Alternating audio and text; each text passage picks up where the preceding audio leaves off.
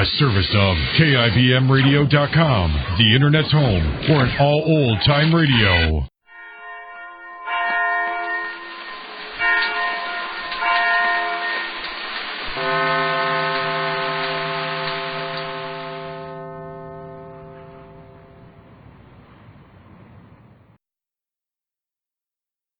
And now, Backstage Wife, the story of Mary Noble and what it means to be the wife of a famous star.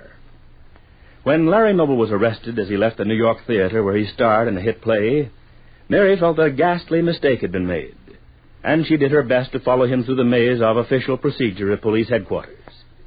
But she was forced to give up when Larry was led away, and she was in turn surrounded by a group of inquiring reporters from the city newspapers.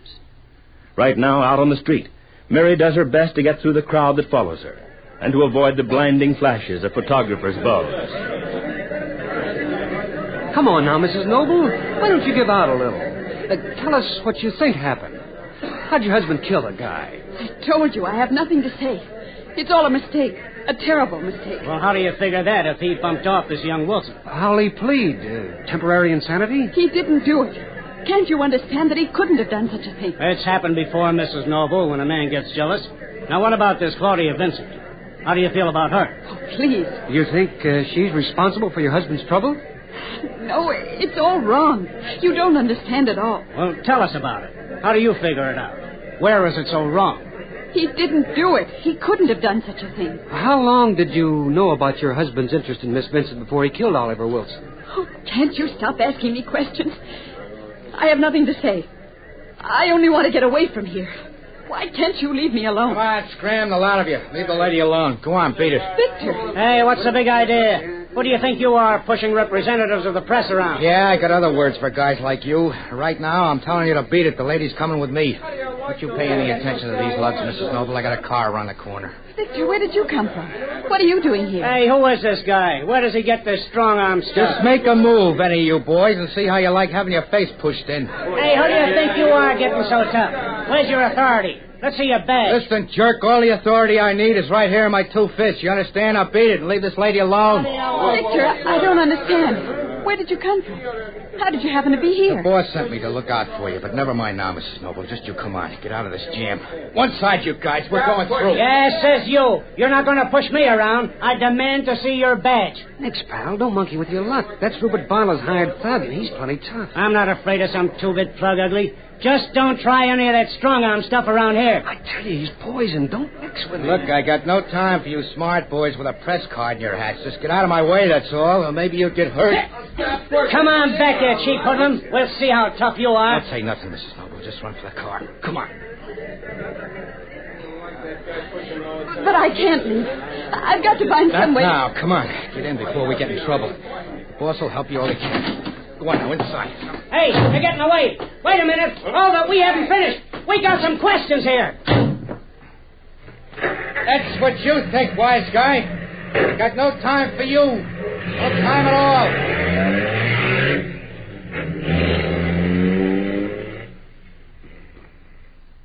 Mary Noble sits quietly in the front seat of the car, too startled to speak, as Victor races down the block and out of range. Meantime, Larry Noble's been brought to Sergeant Riley's office. As he faces a group of police officials, we hear... Sit down, Mr. Noble. Maybe we can talk this over and make it easier all around, huh? This is a nice time to suggest making it easier. After your cops brought me down here by force... Now look, Mr. Noble, let's not get it all wrong. I had to make out a warrant for your arrest, and so naturally I had a couple of the boys go up and get you at the theater and bring you in. I told them to be nice and polite. I didn't want to make any kind of scene where you'd be embarrassed. Well, thanks. You've been very considerate. The whole experience has been very enlightening. Very. You're making it kind of tough for us, Mr. Noble. Oh, that's too bad. What do you expect me to do? Accept this whole performance with enthusiasm? Just what do you think you've got on me that entitles you to bring me in here like this? As to that, you don't have to worry, Mr. Noble. We're not making any mistake. We'll see about that when the time comes. You know darn well what it means to make a false arrest. And right now I'm in the mood to sue you and the whole police department for all you're worth. I don't think it's going to be very smart of you to take that tack, Mr. Noble. You're in a bad spot. I'm giving you a chance to make it as easy as possible for yourself. I find that a little hard to understand, Sergeant, under the circumstances. Now, look, I got you in here just for a kind of quiet talk. Kind of off the record. You know what I mean. And what are these other cops doing here if this is off the record? Well, now you put it that way, maybe you'd rather I'd send everybody out, just you and I talk this over, huh? I don't care what you do. I'm not afraid of this audience. I've played before worse in my day. Now, look, Mr. Noble. Why not be reasonable about this? You're in a corner. It won't do you any good to try to bluff your way out. We've got you dead to rights, all on the record. Why don't you play ball with us, and maybe it won't be so bad for you after all. What do you mean by that? Now, come on. Why not get it off your chest, huh? Tell us how you came to string this Wilson guy up on those ropes backstage at the theater. Maybe you had reasons. Maybe it was one of those things you just couldn't help doing. Call it justifiable homicide, huh? Are you trying to suggest that I break down and dictate a confession for the murder of Oliver Wilson? Look at it sensibly, Mr. Noble. Wouldn't that be the best thing? Save us all kinds of time, money. You killed the guy, we can prove that. What I'm saying is, why not admit it and give us the inside story? Why'd you do it? Well, was it the Vincent dame? Did you blow your top when you found out how she double-crossed you with this Wilson? How she ran off and married him after you'd got her into the play? Is that what happened? Suppose you tell me, Sergeant Riley. You seem to know more about it than anybody else. Listen, Mr. Noble, it won't get you anywhere to talk like that. The smartest thing you could do is to tell us just how it happened. We could make it a whole lot easier for you when your trial comes up, understand? Maybe we could fix it so that you'd only be charged with second-degree murder. You might be out in 10 years, maybe even less. You might even get a lawyer or get the jury to bring in a verdict of not guilty. Have you quite finished, Sergeant? Yeah, I guess so. Good. Then suppose you listen to me for a minute. I have no intention of dictating any kind of confession. I have no intention of even discussing the case with you. I know that you'd only use my words against me. You'd distort them and twist them so that I wouldn't recognize a single phrase. Now, wait a minute, Mr. Noble. I haven't finished. I want to say this. You've made this charge. You've taken it upon yourself to try to prove me guilty of murdering a man. All right? Now let's see if you can make the charge stand up. It'll stand up, all right. You haven't got a chance. Not a chance. All right, if that's the way it turns out, there's nothing I can do about it. But I don't intend to be tricked into making a statement of any kind by listening to your half-hearted suggestions. I know enough for that, at least. I'll talk when I've seen a lawyer. Through him and not any other way. Okay. Just don't say they didn't try to give you a break, kid. Take him back and book him, boys. All right, this way. There's no use wasting any more time with him. And what about my getting in touch with a lawyer? Might I have the privilege of calling him? You'll get a lawyer when the chief says so, not till then. Maybe when you've cooled off a little, you'll see what I was trying to do you a favor. Okay, that's all now.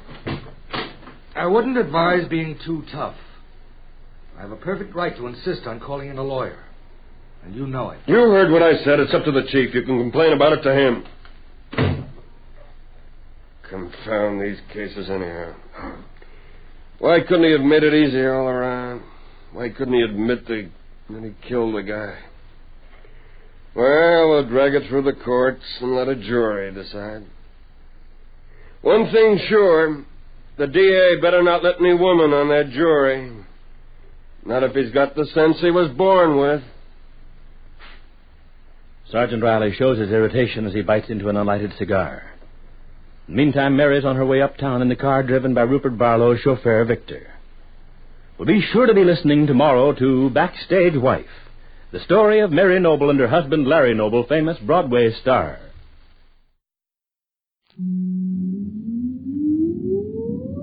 Countdown for blast off. X minus 5, 4, 3, 2, X minus 1, fire.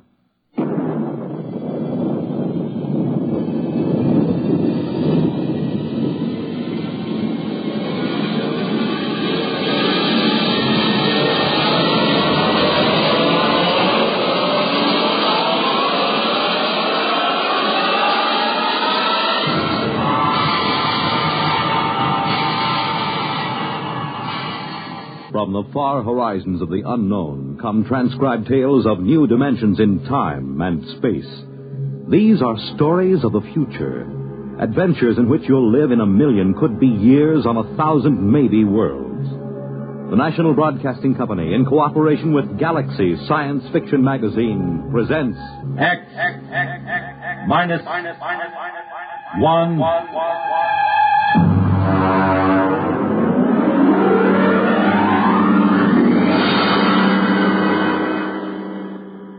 Tonight's story, A Gun for Dinosaur, by L. Sprague de Camp.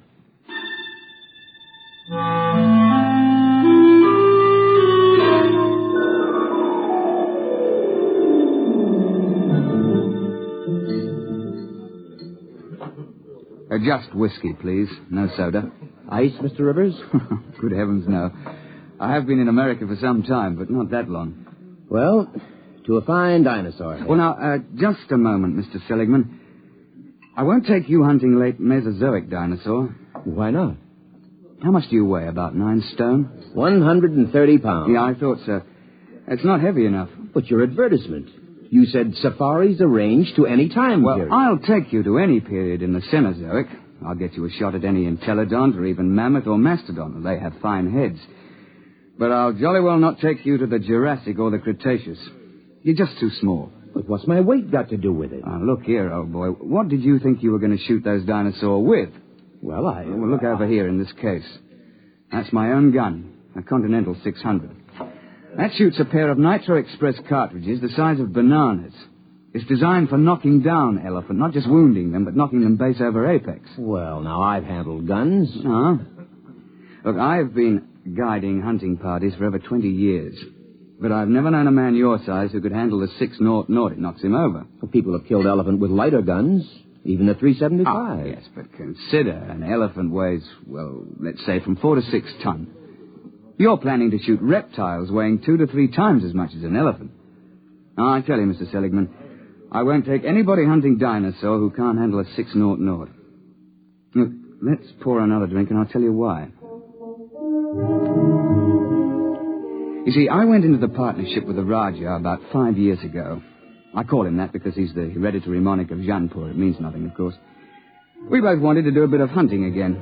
And Africa's all played out. It's too civilized now. So when we heard of Professor Prohaska's time machine at Washington University, we caught the next plane to St. Louis. The foundation administering the machine had worked out an arrangement splitting the time between scientific parties and hunters who wanted to try their luck at prehistoric game.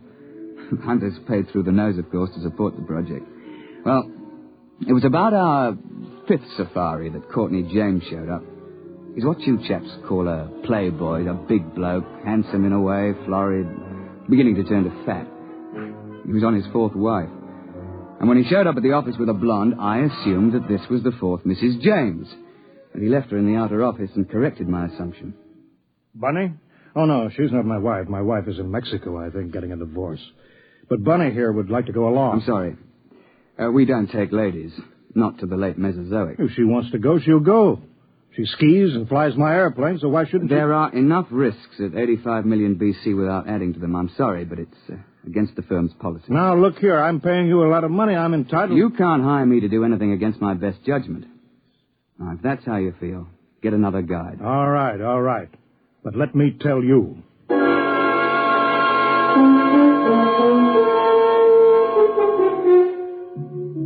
Oh, it ended with my telling him to get out of the office or I'd throw him out. And I was thinking sadly of all that lovely money that James would have paid me. When in came another side, an August Holsinger, a slim, bald chap with glasses. Mr. Rivers, I don't want you to think I'm here under false pretenses. I'm really not much of an outdoorsman, and I'll probably be scared to death when I see a real dinosaur. Well, most of us are frightened at first, but it doesn't do to speak of it. Well, you see, I've always run a grocery store till my uncle died, and, well, I've got a great deal of money now. Uh-huh. I'm building a new house. I'm engaged, you know, getting married, and, well, I'm determined to hang a dinosaur head over my fireplace or die in the attempt. A ceratopsian, I think. That's the one with the big horned head and the frill over the neck, isn't it? Well, you want to think twice about that, you know.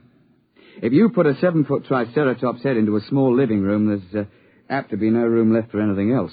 I know it's ridiculous, but I'm determined to do something big for once.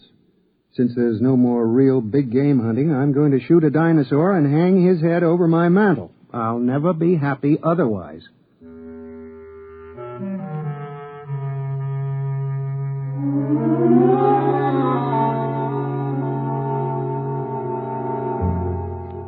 The Raja and I decided to make it to the Middle Cretaceous. That's about 85 million years ago. It's the best period for dinosaur in Missouri. So we drove Holtzinger into the country to let him try the 600.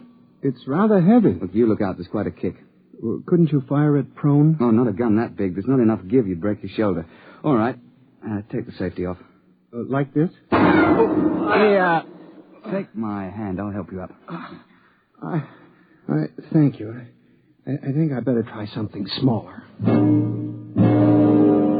Well, he took a fancy to my Manchester 70, chambered for a .375 Magnum cartridge. That's a little light for elephant, and very definitely light for dinosaur, but we were in a hurry. And then, of course, just before we were ready to trek, James showed up and apologized for insulting me. He'd had a run-in with the girl, and he wanted to go along. And so we were off on safari. You all ready, gentlemen? Why, yes, I suppose so. Now, Mr. Holtzinger, you've met my partner, the Raja of Jaunpur. How do you do, sir? How do you do? Well, shall we get cracking? After you, Mr. Holtzinger. Mr. James. Thank you. Let's get going. All set. We'll slam the hatch and off we go.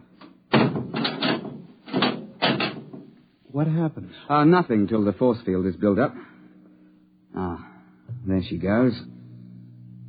What happened to the lights? Well, there's no current while we're in transition. I don't feel well.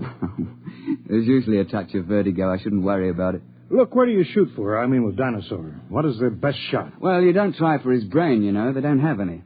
Well, to be exact, they have a little bump about the size of a tennis ball on the top of their spines. And you're not likely to hit it when it's embedded in a 6-foot skull. Try for the heart. They have big hearts, over 100 pounds. An exploding shell in the heart will slow them down, at least. Oh, I see. Why do we have to go so far for game? Why couldn't we just go back 50 years and shoot lions in Africa? Well, the machine won't work more recently than 100,000 years ago. Why? Well, look, I'm no four-dimensional expert on the subject, but it has something to do with what they call time paradox. You know, if people could go back to recent times, they might do something to affect history or kill their own grandfather, you know. And there's also some kind of taboo about sending people back to the same time again. There's paradoxes. Mustn't have them. What would happen? I'm not sure, but the university isn't taking chances. They've got about a billion years to cover. They won't run out of ears. Hello? Here we go. Oh, cheers, eh? Well, that's done it. April 24th, 85 million years B.C. Now then, careful. Keep the safety on your gun. And don't shoot unless I give the word. Why? Why should we have to wait for you? Because I'm responsible for everything you do. Especially if something goes wrong. I say, Roger, open the door, will you?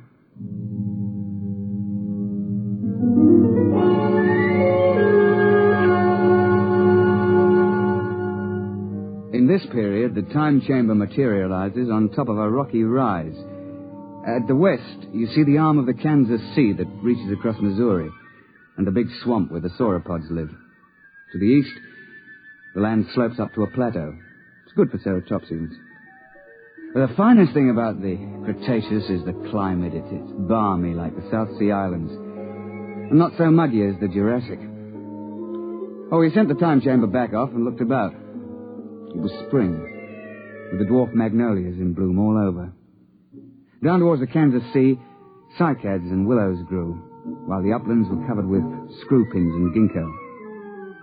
Yeah, well, I'm no ruddy poet, but I can appreciate a beautiful scene. Well, I was looking through the haze and sniffing the air. I got him! What the devil? You see it? There it goes! Confound it, you idiot! I told you not to shoot without word from me.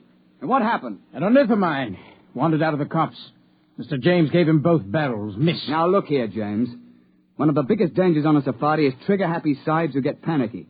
You're not to shoot unless you're told. You understand? Who do you think you are to tell me when to shoot my own game? Now, look here. Firstly, If you shoot off all your ammunition before the trip is over, your gun won't be available in case of a pinch. And secondly, if you empty both barrels, what would happen if a big theropod should charge before you could reload? And finally, it's not sporting to shoot everything in sight. Is that clear? All right. Well, now then. First task is fresh meat.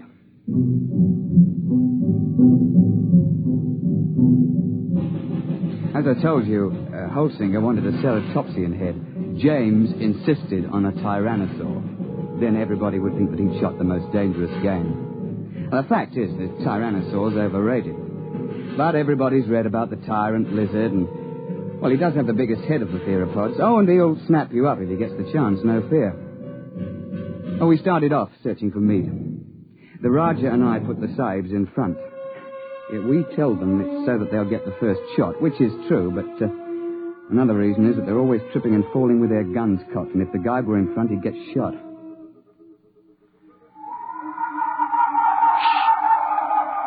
Boneheads. Where? See? Crouching over there. Feeding on those cycads. He's about the size of a man. They look intelligent. Well, not likely. That bulge on the head is solid bone. Now then, hold on there, James. You've had your shot for the day. Hold your fire until Holsinger shoots. Yeah, sure. All right, go ahead, Mr. Holsinger. Doesn't matter which one? No, here. Try that one by the rock. There's a good clear shot. Well, take your safety off. Oh. Go ahead now. Well? Shh. Nuts, I've had enough of this. James, don't... I got him clean right through the heart. First shot, how's that? I thought you were going to give Holsinger the first crack. It's his turn. Well, I waited. Took so long I thought he'd gotten buck fever. Very well. But if this sort of thing happens once more, we leave you at camp the next time we go out. The next couple of days we trekked around the neighborhood and then headed over to the sauropod swamp, over to the west. We were staked out along the edge of the lake, watching a big beggar out in the swamp waving his head about. And they're the big ones. They look something like the Brontosaur. Can't we shoot him? I wouldn't. Why not? Well, there's no point to it, and it's not sporting. Like, if you kill one in the water, he sinks and can't be recovered. And if you kill one on land, well, the only trophy is that little head on the top of that long neck. You can't bring that whole beast back because he weighs 30 tons or more. That museum in New York got one. Oh, yes. Well, they sent a party of 48 to the early Cretaceous with a 50 caliber machine gun. They spent 2 solid months hacking and sawing the carcass apart and hauling it to the time machine. I know the chap on the project, and he still has nightmares in which he smells decomposed dinosaur. And they also had to kill a dozen big sauropods who came in for the party. And then they had them lying around, too. They lost 3 men. Reggie, Duckbill, where are they? Up there at the shoreline. Now, keep your voices down. You see? With the crest on the back of their heads. Mr. Rivers, I've been thinking over what you said about those heads. If I could get one of those duckbills, I'd be satisfied. It'd look big enough over my mantle, wouldn't it? I'm sure of it, old boy. Well, let's be off. Roger, you wait here with Mr. James. Shouldn't take us long.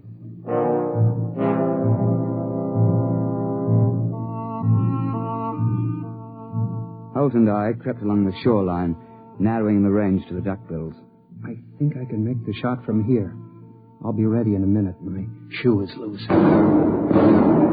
He's getting away. I won't get a shot. I'm afraid Mr. James has fired both barrels again. James, that's the second time you spoiled my shots. I ought Don't be a fool. I couldn't let them wander into camp stamping everything flat. There was no danger of that. You can see that the water is deep offshore. It's just that our trigger-happy Mr. James can't see any animal without shooting. And if it did get close, all you have to do is to throw a stick of firewood at it. They're perfectly harmless. But how was I to know? I believe I mentioned it. Well, what are we on this miserable trip for, except to shoot things? There are certain rules, you know. You call yourselves hunters. I'm the only one who was hitting anything. Now, just a moment, old man. You're behaving like a confounded skite with more money than brains. I should never have brought you along. Well, that's how you feel. Give me some food and I'll go back to the base for myself. Now, don't be a bigger ass than you can help. That's quite impossible. All right, I'll go alone. I wouldn't want to pollute your air with my presence. Yeah, that's an attractive thought, Reggie, but we can't let him go. He'll get lost or starve. All right, I'll go after him.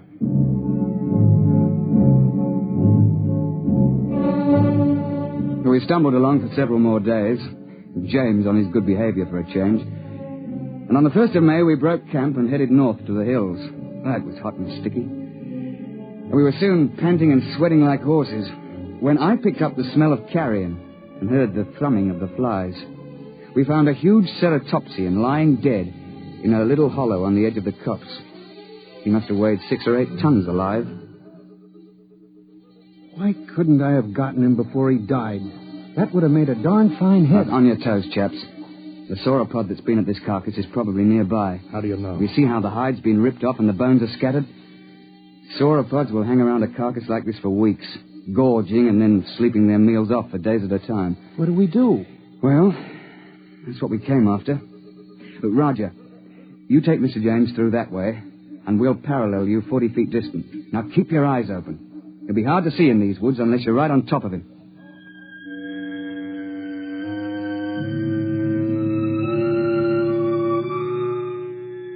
We pushed through the edge of the copse, looking for the huge flesh-eater who'd been at the carcass. I could hear James and the Rajah pushing ahead on my right.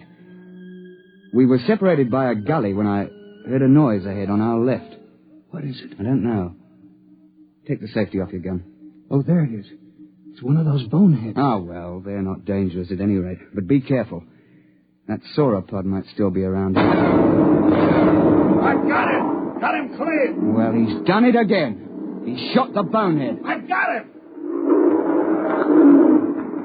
Look out! Look out! Dinosaur!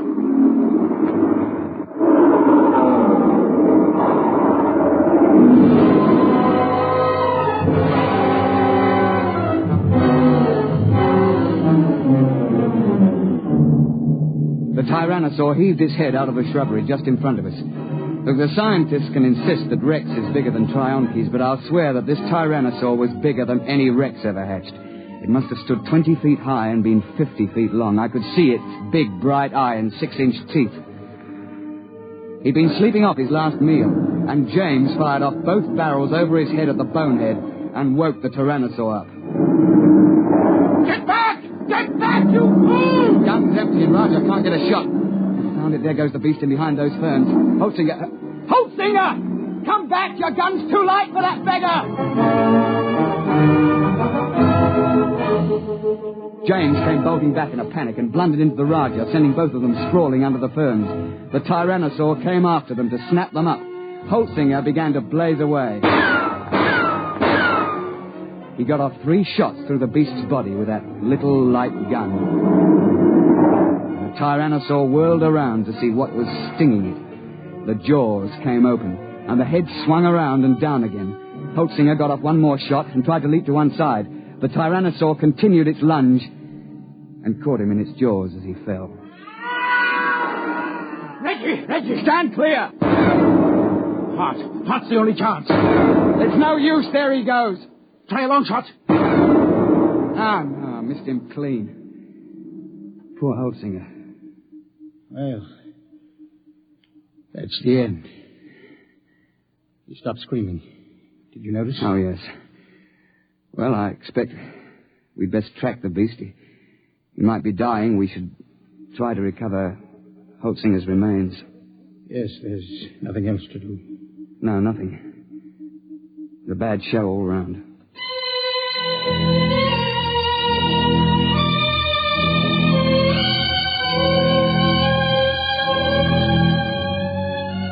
An hour later, we gave up and went back to the glade looking very dismal. Where have you two been? We were occupied. The late Mr. Holtzinger. Remember? You shouldn't have gone off and left me. Another of those things might have come along. Isn't it bad enough to lose one hunter through your stupidity? What? Sure, you put us in front of you, so if anybody gets eaten, it's one of us. That's... You stinking little swine. If you hadn't been a first-class idiot and blown those 2 barrels again, this never would have happened. Holtzinger died trying to save your worthless life. And I wish he'd failed. Why, I ought to... Now then, my lady buck, I'm glad you did that. It gives me a chance I've been waiting for. Now get up. And I'll be glad to finish off. You won't finish anybody off. All right, put your hands up. Both of you. Put that gun away. Don't be an idiot. I won't let anybody do that to me. You can't get away with murder. Why not?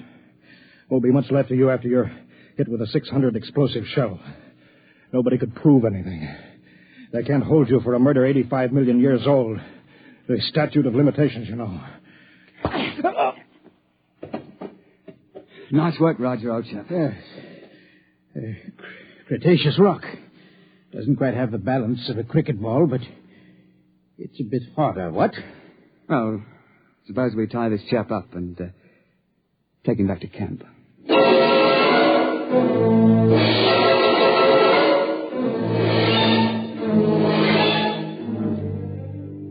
When the time transition chamber finally arrived, we fell over one another getting into it. We dumped James in a corner and threw the switches. You two should have killed me back there. Why? You don't have a particularly good head. You wouldn't look at all well over a mantle. You can laugh, but I'll get you someday.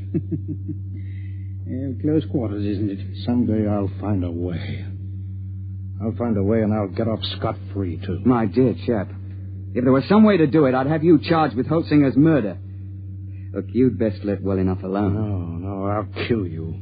Both of you. Somehow. Cigarette, Roger? Thanks.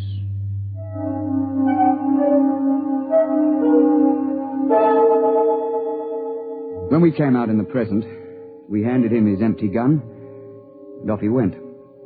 We paid everybody off, found that we were broke. But quite luckily, a steel manufacturer turned up who wanted a mastodon head for his den.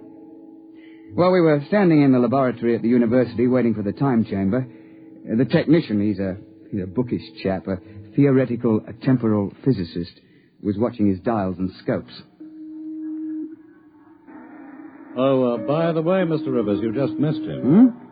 Missed who? That last client of yours, Mr. James. Well, that's good luck. What was he doing here? Oh, he told me quite a tale. Said he'd lost his wallet back there. Said it contained some very valuable papers. It must have been valuable. He paid the university fee of $5,000 for the use of the chamber. He's on his way back there now. Back where? Well, he told me to send him back a few minutes before you arrived the last time. Then he could see himself drop the wallet. He's going to stand there and watch himself come out? Yeah, but, doesn't that create what you chaps call a paradox? What happens when a man tries to occupy the same time twice? No, we don't know. It's never been tried before. Well, we tried to warn him, but he insisted. Yes, I know. He's a headstrong chap. Still, you wouldn't think he'd chance it just for the sake of a wallet. Was he armed? Yes. He had a .375 Express. .375? Well, that's odd. He knows it's too light for Dinosaur. Yes, but not too light for a man. I say, Roger, you don't think Mr. James is lurking behind a bush back there until we show up again? And planning to pot us as we step out? That's impossible. We already did step out of the chamber and nothing happened. Yeah, but that was before Mr. James was waiting with an express rifle cocked. Hey, Doctor? But you mean he's planning to murder the two of you? Well, I wouldn't be a bit surprised. I don't suppose there's anything you could do to stop the process now. No, it's too late. The chamber's in transition now. Look, hadn't you better get out of here before he kills you? Well, there's no point in running. If Mr. James's theory is right, we've both been dead for 85 million years. We might as well wait and see what happens. Transition point coming up. Well, it's been quite a world up to this point. Hey, Roger? Yes, quite. Here it goes.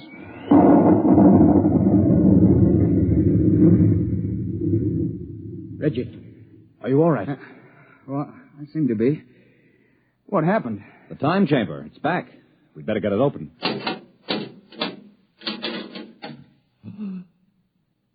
Good Lord, look at that. Ghastly, isn't it? Where did it come from? I'm not sure. But I rather think it came from the Middle Cretaceous era. It wasn't here a moment ago. Ghastly mess. Looks as if every bone was pulverized and every blood vessel burst. I dare say. But that's his gun, all right. It's James, there's no doubt of it.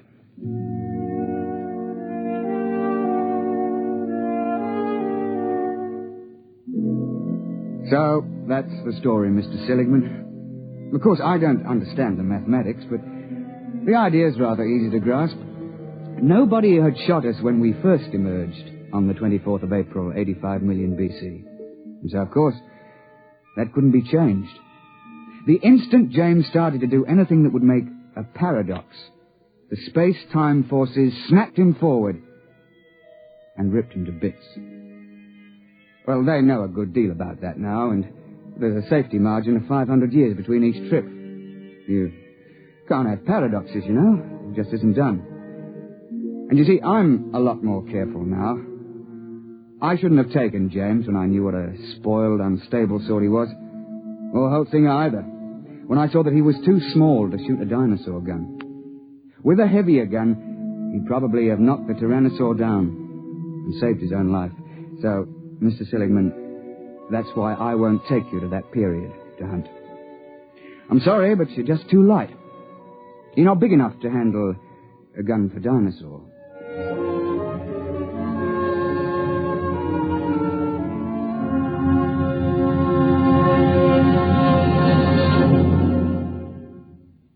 You have just heard X-1, presented by the National Broadcasting Company in cooperation with Galaxy Science Fiction Magazine, which this month features the story of a man who develops a spaceship that travels so fast that its pilots vanish mysteriously into thin air. Read the Vaughn Shelton story, Point of Departure, in Galaxy Magazine, on your newsstand now. Tonight, by transcription, X-1 has brought you A Gun for Dinosaur, a story from the pages of Galaxy, written by L. Sprague de Camp, patent consultant and one of our leading authors of science fiction. It was adapted for radio by Ernest Kenoy. Featured in the cast were Alistair Duncan, Wendell Holmes, John Gibson, Donald Buca, Warren Parker, and Alan Hewitt. Your announcer, Fred Collins. X-1 was directed by Daniel Sutter and is an NBC Radio Network production.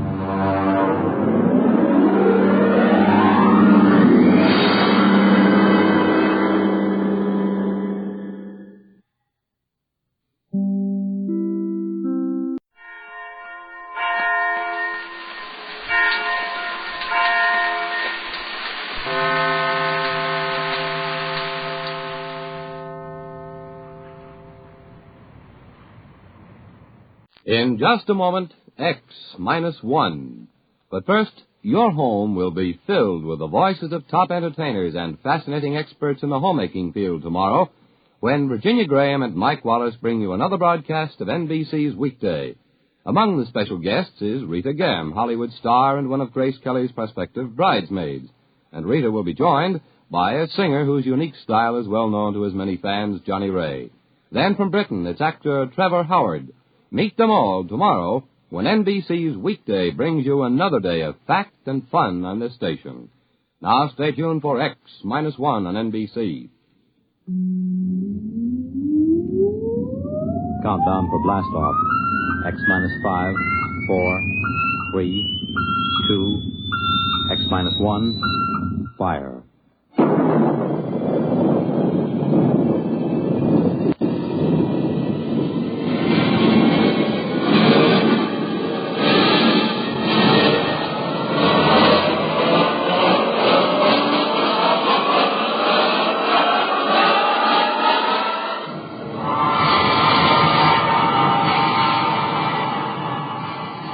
From the far horizons of the unknown come transcribed tales of new dimensions in time and space. These are stories of the future, adventures in which you'll live in a million, could be years, on 1,000 maybe worlds. The National Broadcasting Company, in cooperation with Galaxy Science Fiction Magazine, presents X-1.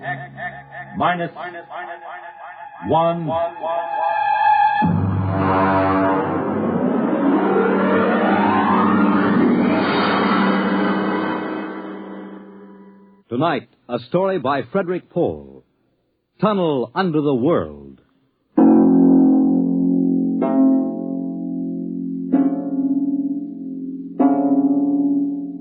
On the morning of June 15th, Guy Burkhart woke up screaming.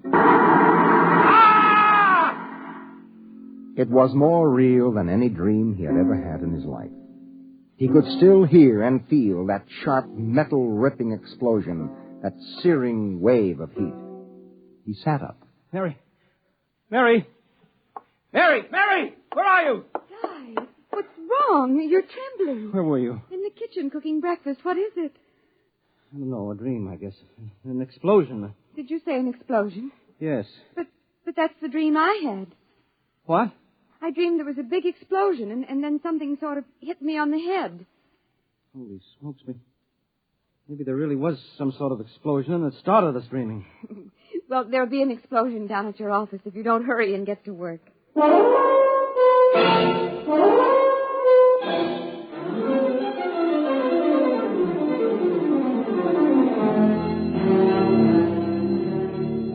Coming in on the bus, Burkhart watched to see if there was any evidence of an explosion. There wasn't. If anything, the town looked better than ever. The only thing that seemed strange to him was the fact that none of the usual crowd was on the bus. He was a little relieved when his old pal, Henry Swanson, finally got on. Excuse me. Henry! Pardon me, sir? Henry, what's the matter with you? It's me, Guy Burkhart. Burkhart? Sorry, I don't believe we've met. What? Henry, for Pete's sake, it's me. If you'll excuse me, this is my stop. Well, I'll be... How do you like that?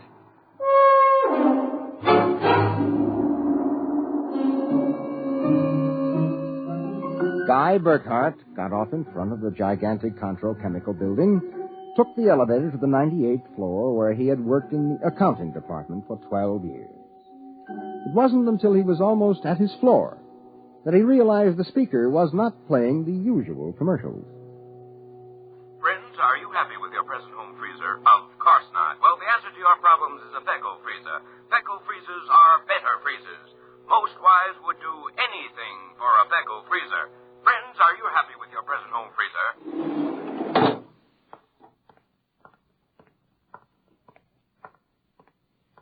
Morning, Miss Horn. Good morning, Mr. Burkhart. Well, new hairdo, I see, huh? Why, yes. Do you like it? That makes a lot of difference in your appearance. Mr. Barth in? No, sir. He had an appointment with Mr. Dorchin of the Human Research Institute. Today? But today's the 15th of June. He has to sign the quarterly statement. He said he wouldn't be in. Huh, that's mighty peculiar. Yes, sir. Oh, by the way, Miss Horn, what the devil is a Fecco freezer? A Fecco freezer? There's some new copy on the elevator commercial. Dorchin must have landed another account. Fecco freezers. I really don't know, Mr. Burkhart. It's a funny day. Can't quite put my finger on it, but there's something strange going on.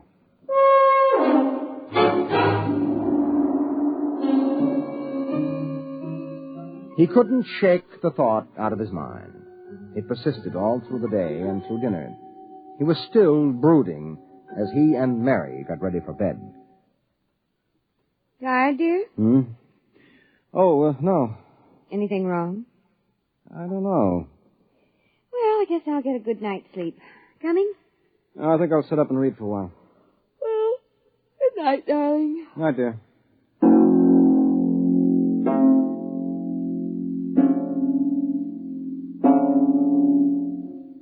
At exactly midnight, Guy Burkhart lapsed into a sudden, deep sleep. And the following morning, he woke up, screaming. Darling, what is it? What's wrong? Oh, nothing. Bad dream, I guess. Oh, you gave me such a shock. I seem to be having a lot of nightmares lately. Really? Yes, the one I had yesterday. This was the same. A big explosion and then nothing. You had a dream yesterday? Well, of course I did. You had the same sort of dream. I? Guy, you're mistaken. I don't remember dreaming. Oh, now, Mary, you told me. Guy, you're mistaken. But, Mary, you... Maybe you dreamed I had a dream. Maybe... Oh, yes, I might have done that, I suppose. Everything did seem sort of strange yesterday. Oh, that's probably it. You better get dressed, dear. Today's the 15th. That's when the quarterly 15th? statement... Yes.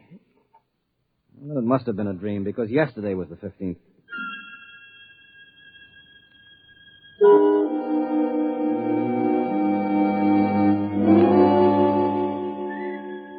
Guy Burkhart got up, dressed, ate breakfast, and took the usual bus to work. Once again, everything seemed even brighter and newer than usual. And once again he was puzzled when he noticed none of the old crowd on the bus. Pardon me, please. Look, don't shove so. Oh, morning, Henry. Morning. For God's sake, don't talk to me. What is it? You being followed or something? Don't you know?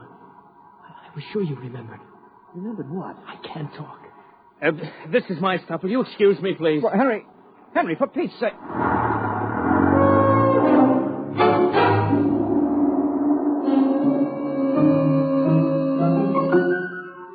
As in yesterday's dream, Guy Burkhart got off at his stop and took the elevator to the 98th floor. The speaker in the elevator purred a new commercial this time. Marlin cigarettes. They're sanitized. Does your present cigarette make your throat feel raspy and unpleasant? Marlin cigarettes contain a miraculous new drug which actually gives you the sensation of smooth, creamy smoke. Marlin cigarettes. Marlin cigarettes. He walked down the marble corridor to his office. Good morning, Mr. Burkhart. Good morning, Miss Horn. Do you like my new hairdo? Yes. Is Mr. Barth in? No, sir. He had an appointment with Mr. Dorchin at the Research Institute. I know. You know? Well, I guessed it anyway. And today is the 15th of June, and he won't be here to sign the quarterly statement, and I'm going nuts. Let me have a cigarette, will you?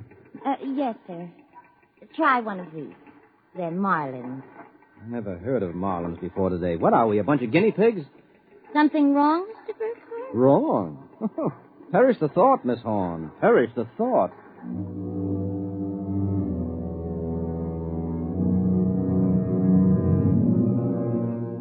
He went to his desk and stared at the mail.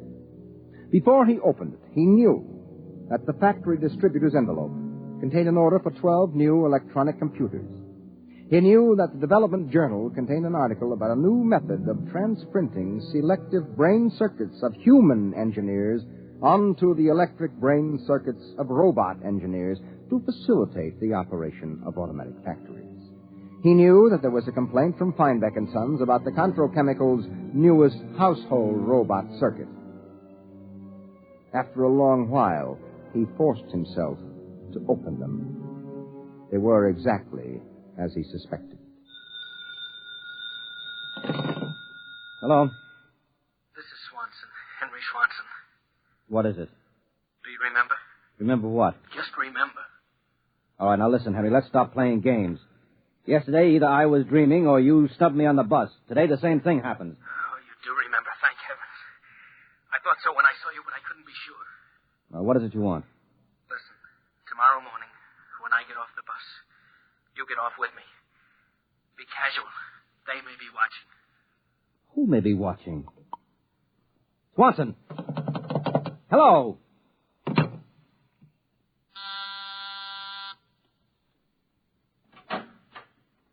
You buzzed, Mr. Burkhart? Yes, I'm still out of cigarettes. Would you buy me a pack of Kelvins?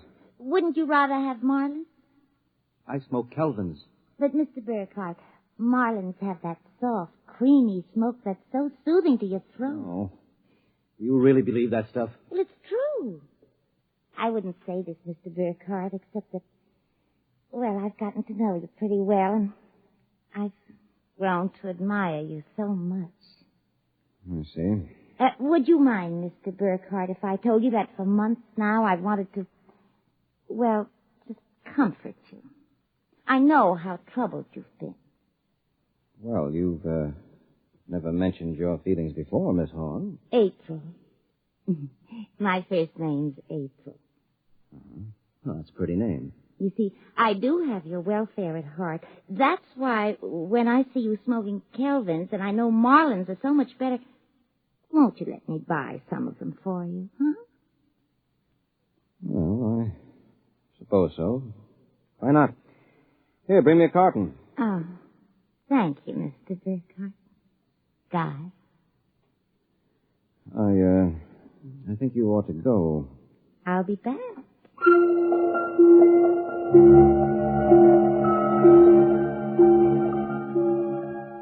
There was something wrong. Something definitely peculiar about what was happening. The call from Henry Swanson. The strange behavior of his secretary, Miss Horn. These new products, the dream. Guy Burkhart went home that night feeling like a man in a nightmare. Is that you, dear? It's me. Did you have a good day? Fair. Oh, before you sit down, will you go down in the cellar and put in a new fuse?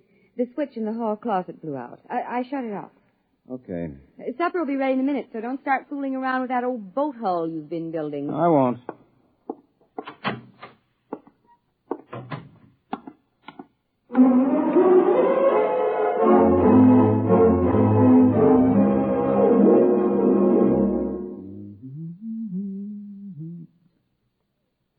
Mary!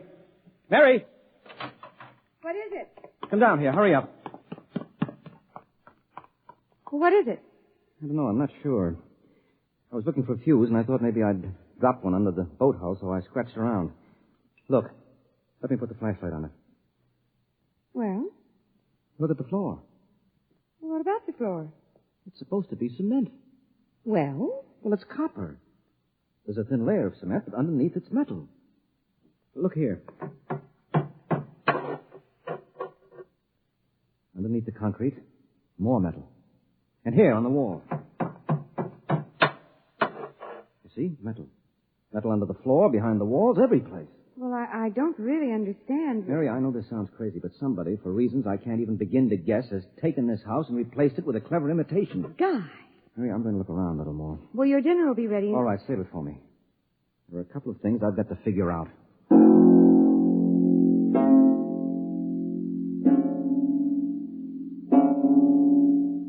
The following morning, Guy Burkhart woke up screaming. He dragged himself into the kitchen where his wife Mary was preparing breakfast and discovered it was still June 15th. Mary, where's the morning paper? Where is it? It's outside the door, I guess. Uh-huh. June 15th. You'd better hurry, dear. Today's the day Mr. Barr fills out the quarterly tax return. Oh, no, it isn't. What? He won't be there. He'll be at a meeting with that crackpot Dorchin at the Human Research Institute. Mr. Dorchin? He'll be there. And Miss Horn will have a new hairdo, and the elevator will be selling some new product, and Swanson... What about Swanson? Swanson, he said... I wonder if it's going to be the same today, or whether... Guy, what in the world are you talking about? Huh? Nothing, never mind. Where's my coat? You haven't had any breakfast. I don't want to miss my bus. I'll see you tonight. Guy Burkhart got on his bus. There were the same unfamiliar faces, the same unusually new-looking buildings, the same unusually bright sunshine.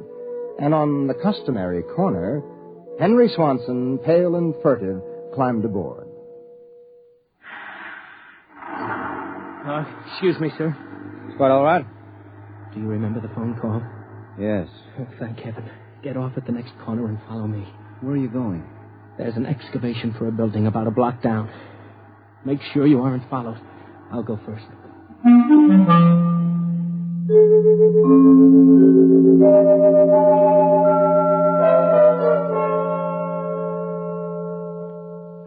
Burkhart. Here, behind the fence. All right now, Henry, what's this all about? I'm not sure. At first I thought perhaps they were Russians. Now I'm beginning to think they're Martians. No humans could have accomplished what they've accomplished. Now, wait a minute. Start from the beginning, Henry. What's going on?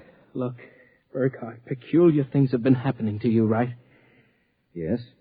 A lot of your friends are missing. Your house seems changed. Yeah. There's something stranger than that. The date. Today is June 15th. Yet I could swear yesterday was June 15th and the day before that. You got it, friend. It's always June 15th. And you and I are the only ones who know it. But why, Henry? How? I'm not sure. I think it's some sort of mass hypnosis or something. Well, why doesn't it work for us? My wife, Mary, doesn't remember a thing. Somehow, when it happened, they missed us. We were protected from the full force of the rays or whatever they used. Burkhart, where were you on the night of the 14th, about midnight? Let me see, that was Sunday night. Yes. Yeah, I was down in the cellar under the boat I'm building. I was in my darkroom developing some pictures. This just doesn't make any sense to me. Russians, Martians. What makes you think that? I've seen them. Where? At the end of the tunnel. What tunnel? The one they built under Tylertown. A tunnel under Tylertown? Yes, that's right. It's made out of copper or some alloy. Copper? Wait a minute. I found a copper layer under my cellar floor last night. So did I. That's how I discovered it. I found a way to get in, too. It's at the bottom of this excavation. Holy mackerel. Henry, why don't we tell the police? Because we can't trust them.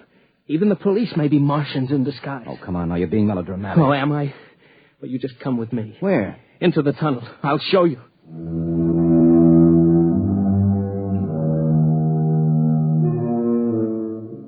Henry Swanson led Guy Burkhart to a small hole in the side of the excavation. There he removed a cut-out piece of metallic substance, and they crawled into a dimly lighted tunnel. They walked for what seemed like 2 miles until Swanson held his finger to his lips. We've got to be quiet now. Henry, this is fantastic. They've got a tunnel right under the whole town. Oh, you haven't seen anything yet. There's a room a little farther down. We'll be able to look through a glass in the door. Is it safe? It's perfectly safe, unless one of them comes along. Now, come on. Okay. Here.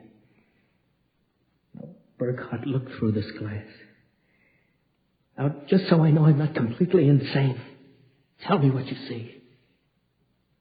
Good Lord. Well? A tremendous panel with dozens of telescreens.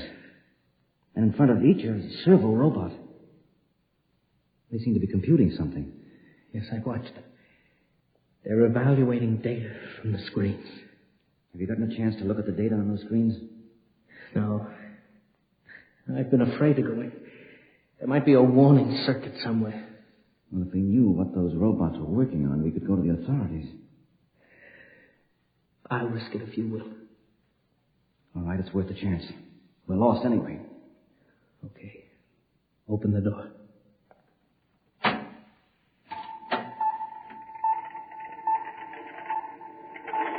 So far, so good. Come on. Let's take a look at that data. But don't interfere with the robots. Don't worry. Here, let's look at this screen. Listen to this. Tests in the 47K12 group with Marlin cigarettes pulled 80% using the soft feminine approach. Indications are that an extension of this approach would influence at least 70% nationwide. The direct elevator pitch pulled only 10%. They should be abandoned and a new series of high persuasion personal elements introduced. Henry, do you know what this means? Well, I haven't the faintest idea. I don't blame you. This is crazy, but it fits the facts when I think about it. Do you know who's behind this? Martians? No, not Martians, Henry. Humans. What? Humans who are interested in developing the perfect propaganda machine. What? I don't know who they are or how they've done it, but somehow they've taken Tylertown over. Hypnosis, drugs, maybe some kind of array or something. However they do it, what happens is that they let us live through a single day. During that day, they pour all kinds of suggestions and propaganda into us. At the end of the day, they evaluate the results, see how we've reacted. And at midnight, they wash the day out of our minds, and the next morning we start the same day over again with different stimuli. Do you know what that means, Henry? Suppose one man learned how to influence people 100%. Why, in a year, he could sell us anything from freezers to political candidates. Oh, wait a minute. We're guinea pigs, Henry. This whole community is one big test tube for Dorchin's propaganda research. Burkhart, what do we do? I don't know, but somehow we've got to get out of this town and get to the FBI. What do you think we can? It's worth a try. Come on. Wait. Huh? What is it? Look through the door. There's somebody coming down the tunnel. You've got to hide. Behind the circuit box. Wait. Good Lord, it's Dorchin, the head of the Research Institute. Quiet.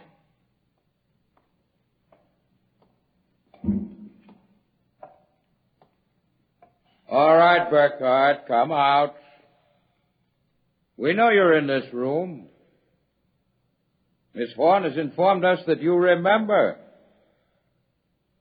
I must warn you that it's useless to buck us. Come out peacefully. Let our maintenance crew adjust you properly. so you don't remember from one experiment to the next.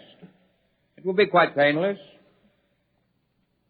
If you don't come out peacefully, we'll have to get you. Henry, take this wrench.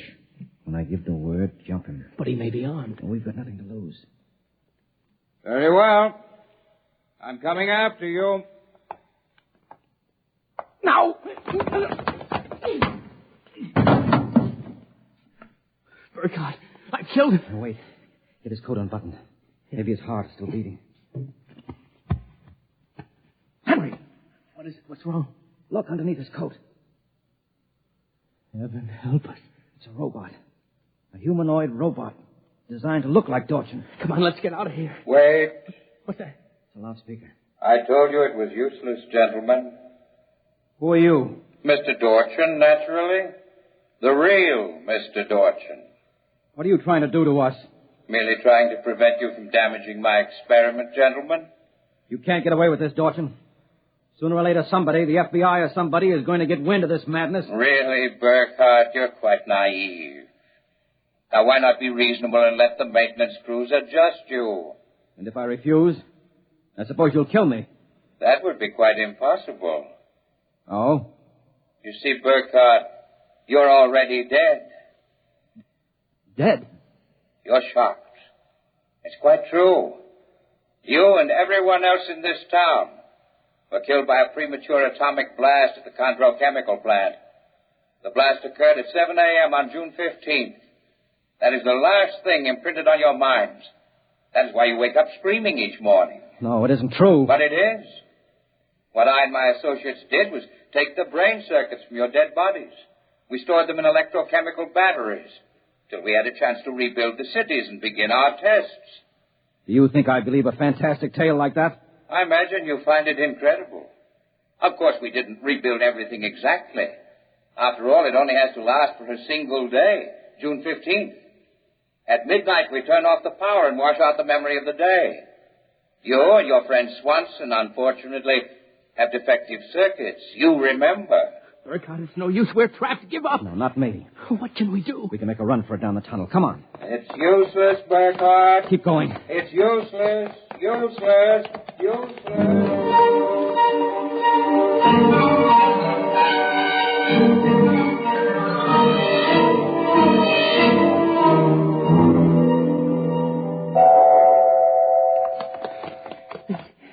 Now, this door is open. It opens. Oh, no. No, I don't believe it. Swanson, look.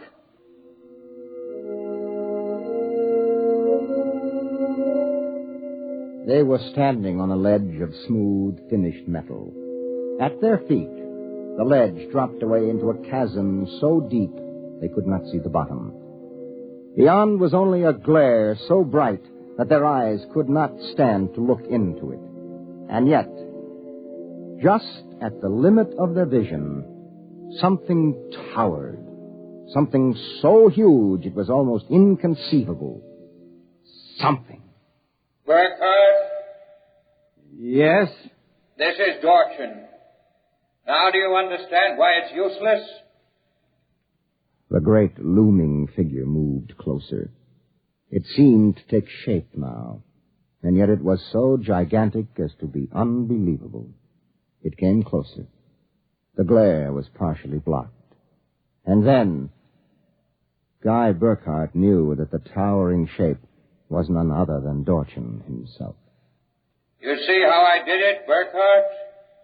I took your brain circuits and had them reduced so they could be transferred to tiny humanoid mannequins. That's what you are, Burkhardt. A tiny miniature of yourself. And this city, this whole experiment I'm conducting, is built on a tabletop.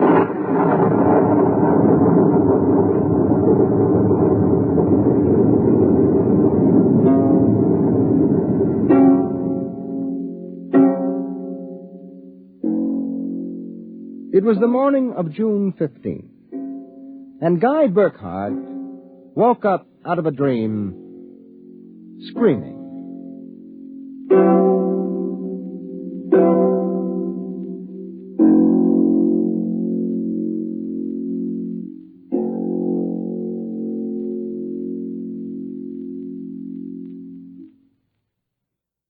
You have just heard X-1, presented by the National Broadcasting Company in cooperation with Galaxy Science Fiction Magazine, which this month features another story by tonight's author, Frederick Pohl. It's the second installment of his novel, Slave Ship. Your announcer, Fred Collins. X-1 was directed by Daniel Sutter and is an NBC Radio Network production.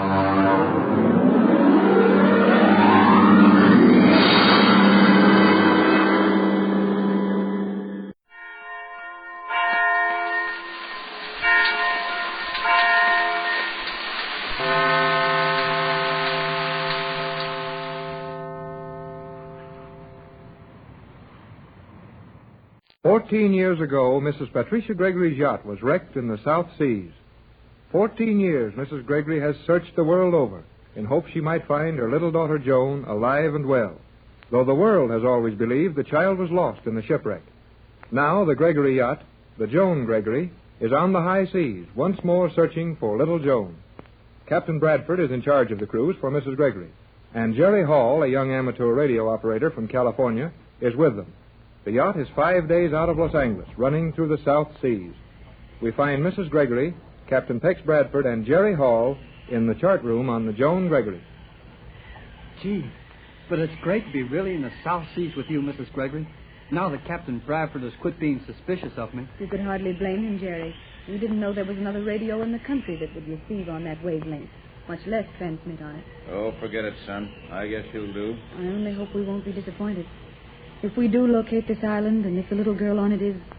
Oh, if she only could be my little Joan. Now, Patricia, don't get too worked up over this story. But this is the real thing. I know it is. Nobody would make up a story like that about your little girl. And look at the way those mysterious radio messages have kept coming in every day we've been at sea. I know, Jerry, but people have made up some wild tales to try and get some of my money. You know, I've offered a big reward for news of Joan. It's swell you named this yacht after her. I've thought and prayed of nothing but Joan for 14 years. Now, I may be near her at last. Well, if there's any truth in this story, we'll soon know it. We're about 4,000 miles from Los Angeles. Are we getting close to the island? We're getting close to the spot on the chart where the old sailor said the island was, if that means anything. We've just got to find an island where he said it was. But the chart shows there isn't an island anybody could live on within 100 miles of the position the old man gave. Right, Jerry, and the chart is probably correct. We'll keep looking around. A lot of ocean in this vicinity. And if there is such an island... Tex, you do think there's a chance, don't you? Now, don't get your hopes up. There's always a chance of anything happening in the ocean. Come in. Come on in, Skipper. What's on your mind? Radio. What about the radio? Message. What about? Sailor. Let's have it quickly, Skipper. More news about the island? No. Come on, Skipper, out with it. What about the old sailor? Dead. Dead? Dead? No more news, eh? Nope. That all there was to it? Yep. Then we know as much as the old sailor will ever be able to tell us about his magic island and the little girl on it. I'm afraid so, Mrs. Gregory. But if the old man told the truth about the position of the island, we can find it easy enough. That all, Skipper? Nope. Got something on your mind? Yep. Let's have it. Come. Me? You. I'll be with you in a minute, Skipper. We've got a little work to do on this chart now. Now. Important? Very. Okay, you and Jerry work on that chart, Pat. I've got to go up on the bridge with the skipper. Gee, Captain Bradford's sure a dandy fella, isn't he? I think so, Jerry. Uh-huh. I can see you do. Why, Jerry. Oh, I don't mind. It's all right with me. Well, thank you, Jerry. Oh, that's all right. Say, there's something I don't quite understand about this boat of yours. Oh, yes? That funny old guy that was just in here and won't say more than a word at a time, he's the skipper, isn't he? Yes, and though he does have a peculiar way of speaking, he's the best yacht captain I've ever seen. Oh, sure. Anybody can see he knows his business on the water. But what I mean is, well, you call him skipper and Captain Bradford captain. Now, all the boats I ever heard of, there was only one skipper, and he was the captain. Or only one captain, and he was the skipper. Or only one... Oh, now I'm all mixed up. Well, that's easy, Jerry. The skipper, Captain John Craig, is captain of my yacht. Captain Bradford's title is from the Army, and he acts as master and owner's representative when we're aboard the Joan Gregory. Anything else you'd like to know about me? Well, gee, I don't mean to be rude, Mrs. Gregory, but you made me tell you all about myself. And you even had my dad come down to the dock and asked him a lot of questions. So we did, Jerry. You must remember that you came to my house at midnight, a stranger. And surely you understand that in a case like this, we couldn't take any chances with you. Well, I'm taking chances with you. I never thought of it just that way, but perhaps you are, Jerry. Very well. Cross-examine. Swell. Your house was a funny place, with a front door that took flashlight pictures of a fellow when he opened it. I have a great many valuable things in my home. Well, that part's all right. But how about the shortwave radio in your automobile? You know, it's against the law to have a shortwave set in your car, unless you're working for the government. Say, are you a G-man? No. I mean, a G-lady? I'm afraid I can't answer that, Jerry. At least not until we know you a little better. In the meantime, you can safely look to Captain Bradford for all your orders. I'm glad to get that much of it straightened out, anyhow. And now that you're satisfied as to my officers, we'd better study this chart as Tex told us to. Oh, may I ask you just one more thing about your little girl? Of course. Well, nobody knows exactly what she looks like now. But I've been thinking about that picture you showed me of yourself. You know, taken when you were about the same age Joan is now. Don't you think she would most likely look like that picture? Why, I suppose she might. Why do you ask? Well, to tell you the truth, Mrs. Gregory, I've been hoping she would look exactly like that picture. Uh-huh. Then if she'll only grow up to be as pretty as you are now, well, it's kind of nice for a fella to know what his girl is going to look like when she gets older. Jerry, you're way ahead of yourself, I'm afraid. Why, you're just 16 now, and Joan would be barely 15. Well, 16's pretty old. I guess I know what I want. And when we find Joan, well, you see, I'll show you. Jerry, you do help me a lot. I've been rather hopeless and doubtful about it all. You seem to be just taking it for granted that we're really going to find my little girl. I've got a hunch. And when I get a hunch, everything's going to come out slick. Oh, Tex. What did the skipper say? What's wrong? The storm getting worse? Sounded like it when you opened that door. But the boat isn't rolling any more than it was. Well, Tex, what is it? You look so... Has something happened? I don't think so yet. But if it hasn't happened, something is going to happen. What? The skipper took me up forward and showed me, well, things I'd never seen before. Is the storm going to be a bad one? Oh, that wouldn't make Tex act like this, Jerry. He's been through a lot of storms. But this is different. This is one storm we can't go through. What? What do you mean, sir? Just what I said, son. And if it doesn't make sense to you, then we're in the same boat. Tell us what it is, Tex. Jerry and I aren't afraid. What's going on? I've been standing up there on the bridge with the skipper for 10 minutes. The bow of this boat has been right up against what I'd call a heavy bank of fog, and there we stay. Is the wind so high we can't make any headway? Did you ever see a bank of fog stand? Stand perfectly still in that kind of a wind? Tex, what are you getting at? A fog bank standing still in a gale. And the boat doesn't make any way? No, you might as well come on deck, both of you. Then you won't think it's just me that's crazy. Come on.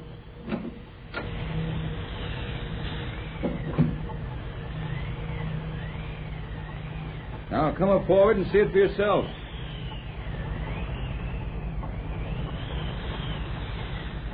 Golly whiskers!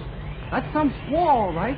And we're running right smack into the center of it. I've seen lots of these. Let the skipper make everything fast, and we'll go below and ride it out. You've never seen one of these. We've been right here with the prow of this craft hard against that fog bank for the last half an hour. And the engines are full speed ahead. You mean that fog is holding us here just like a brick wall? Why, that's impossible. I guess if the storm was hard enough, we'd almost stand still. We might, Jerry, but that isn't it. Even if that could be the case, wouldn't this fog move a little? Wouldn't the roll of the boat change? And look around you. Wouldn't the storm be going someplace? Golly gee, you're right, Captain. Look, Mrs. Gregory, the ocean is as smooth as if it had oil on it, everywhere except right in front of us. And the sky is clear. There is something funny about this. What can it mean, Tex? I never heard of anything like this before. It's weird, uncanny. Just a smooth mountain of fog ahead. Dead ahead. We're on the edge of a roaring storm, and yet we can't be, for all's clear around us.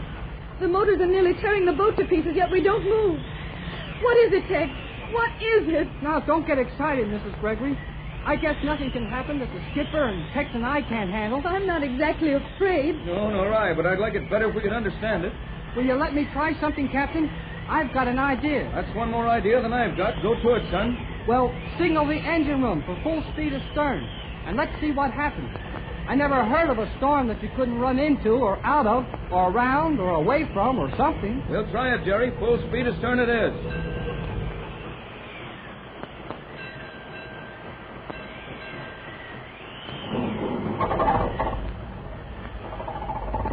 Now they're coming. It's pulling hard astern now. But we don't move. The yacht acts as if she was tied up by the bow. We don't move, Tex. We don't move. Steady, Pat. Don't go to pieces. Well, Jerry? That didn't do any good, did it? I give up. There must be something to do. This can't be real. Gee, that's funny. The storm stopped. And the engines have stopped. Everything has stopped. Why, there isn't a sound. That fog is standing perfectly still and straight, like a gray cement wall. Only a little tiny piece of fog floating off into the still air. This is getting kind of spooky, isn't it? There's something mighty wrong here. I don't like it. But what can we do? Yes, Skipper, what is it now? Stopped. What stopped? Everything. Generators? And everything in the engine room? Everything. I'll get on the radio and see what I can raise. Stopped. Well, we can run it from the batteries. Dead. Battery's dead, eh? And every instrument on board is stopped. You stay here and stand watch, Skipper. Hold the crew ready. I've got an idea. Come back in the chart room, Pat. You too, Jerry. All right.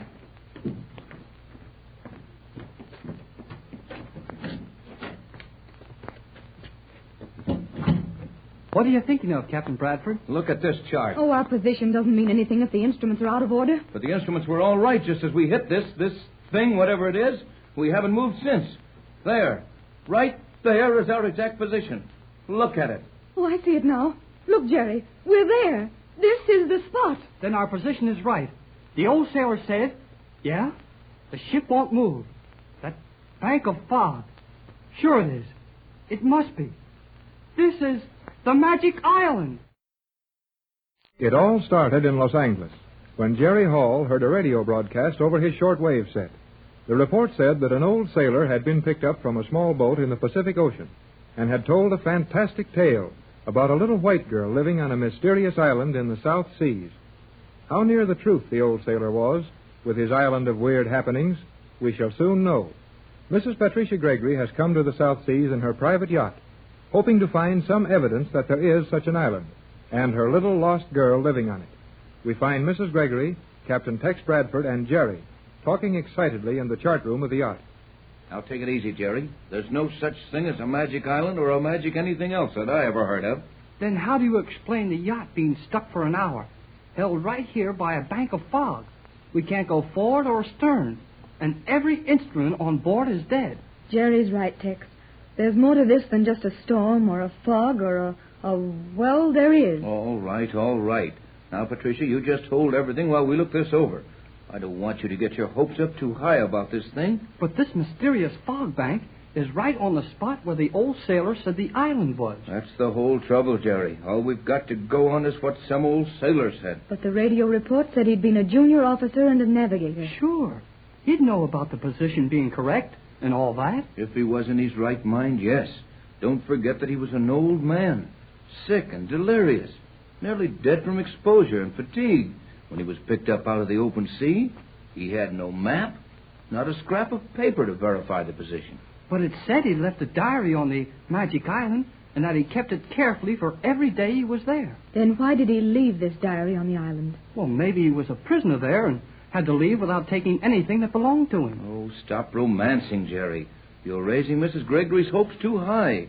She's been disappointed so many times in all the years she's been trying to locate this girl. I know that. But this is near the spot where you were shipwrecked 14 years ago, isn't it, Mrs. Gregory? It couldn't have been very far from here. I remember our position so clearly. Well, the old sailor said we'd find something mysterious when we got to this spot. Well, gosh, that fog bank is mysterious enough. So part of the story is true anyway. And if that much is true, why can't it be possible that Joan, my little girl, is on the island? We've got to find out right away. All right, the yacht won't move and the fog won't move. If there was an island behind that fog, we couldn't get to it. I know one thing we haven't tried. Oh, then let's try it. Try anything, only do something. Captain Bradford, you told me that ray generator thing of yours would penetrate fog, didn't you? Why, of course, Tex. You've been waiting a year for an opportunity to try your fog-penetrating machine. We can look right through the fog with that, can't we? Well, we could if we could use the machine. Oh, golly whiskers, that's right. The machine won't work. No generators. Won't the batteries pull it? They would, but they're dead, too. But we just can't sit here and do nothing. Oh, I'm sorry, Pat, but there doesn't seem to be anything else we can do until that fog lets go of us. Now, look, fog can't hold a big boat. That doesn't make sense to me. Oh, it adds up wrong for me, too, boy, but there it is. The bow of this boat is held tight against a bank of fog, just as solid as if we were anchored to a concrete wall. The engines won't push us through the fog, and they won't pull us off the fog. Every instrument on board is dead. Even the radio tubes are paralyzed. Then there's only one answer. Electricity of some kind. But where would the electricity be coming from? No good, Jerry. We might be over a magnetic field of some kind that would throw the instruments out of order. I've seen that happen in a lot of places. But enough real electricity to hold a heavy boat powerless? No chance. Oh, yes, Skipper? Hurry. What's up, Skipper? Loose. I think we are myself. Drifting. We're drifting, Skipper. The yacht's loose? Yep. Get the engineer quick. Full speed astern. Hold her there till we get away from that fog or whatever it is. Aye. Come on, folks. Let's go topside. Oh, boy. This is sure swell. It's certainly uncanny enough, Jerry.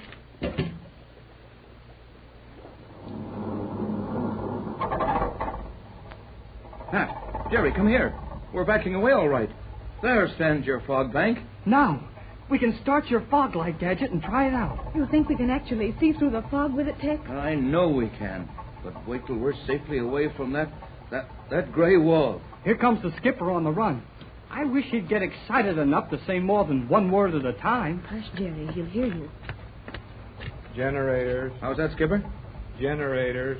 They working all right now? Aye. Then the other instruments ought to be all right, too. Let's check our position again. Checked. Good old Skipper. Where are we? Here. Oh, we know that, but where's here? Here, show us on the chart. The exact position is important, you know. Here, Jerry, help me hold this chart still. There. Look, Mrs. Gregory. We're right where the old sailor said we'd find the magic island. Everything working now, Skipper? Is the radio okay? Aye. Thanks, Skipper. Hold her steady now. Just keep the motors idling. If we drift away a little, let her drift. Aye. Can I try the radio now? No, Jerry. Let's don't call anybody in yet. No, Jerry. If we have found something unusual, let's work it out for ourselves. Oh, heck. I'm sorry. But I just thought of starting the radio. Well, let's try my fog ray first. I've got my doubts about that thing over there. You and Pat stay here and watch that fog to be sure it doesn't disappear on us. And wake us up out of all this nightmare. I'll get my machine. Gee, Mrs. Gregory, this is wonderful, isn't it? Just like a fairy story, Jerry. And I'm so happy. I can't explain why. There isn't any real reason for it yet, but my little Joan seems so close now. For 14 years, I've never lost hope that she might be alive and well somewhere. And now... Oh, Jerry, if it could only be. I know how you feel, Mrs. Gregory. Kind of empty one minute and full up the next. Like an elevator running up and down in your windpipe. I couldn't have put it just that well, but that's exactly the way I feel. Come over here, kid, and give me a hand with this thing. Coming up, sir. Boy, that's a heavy contraption. Captain Bradford has been working on it for years, and he expects it to do anything with fog. Yes, it does work in fog. You know it does, Pat. Didn't we use it off San Pedro and see right through the fog? When it was so thick the pelicans were using foghorns? I don't remember the pelicans, Tex. No, I'll show you in a minute. Here, loosen those wing nuts there, kid. Aye, aye, sir. And don't you mind Mrs. Gregory, Tex. She's only kidding you because she's nervous, and she's just got to do something. You're a sweet boy, Jerry. You do understand, don't you? Well, I know how you feel. She's my girl, too, you know. Will you two quit talking about something that hasn't happened yet and lend a hand here? We're about ready to try it out now. Our fog bank hasn't run away on us, has it? Looks just like it did when we ran into it over an hour ago. Run in the cabin, Jerry. Take this line and cut it into the power plug, will you? You bet I will. Oh, Tex, maybe there is an island behind that fog. The old sailor could have been right, you know. Hurry and try it. The tubes are warming up now. It'll be ready in a second.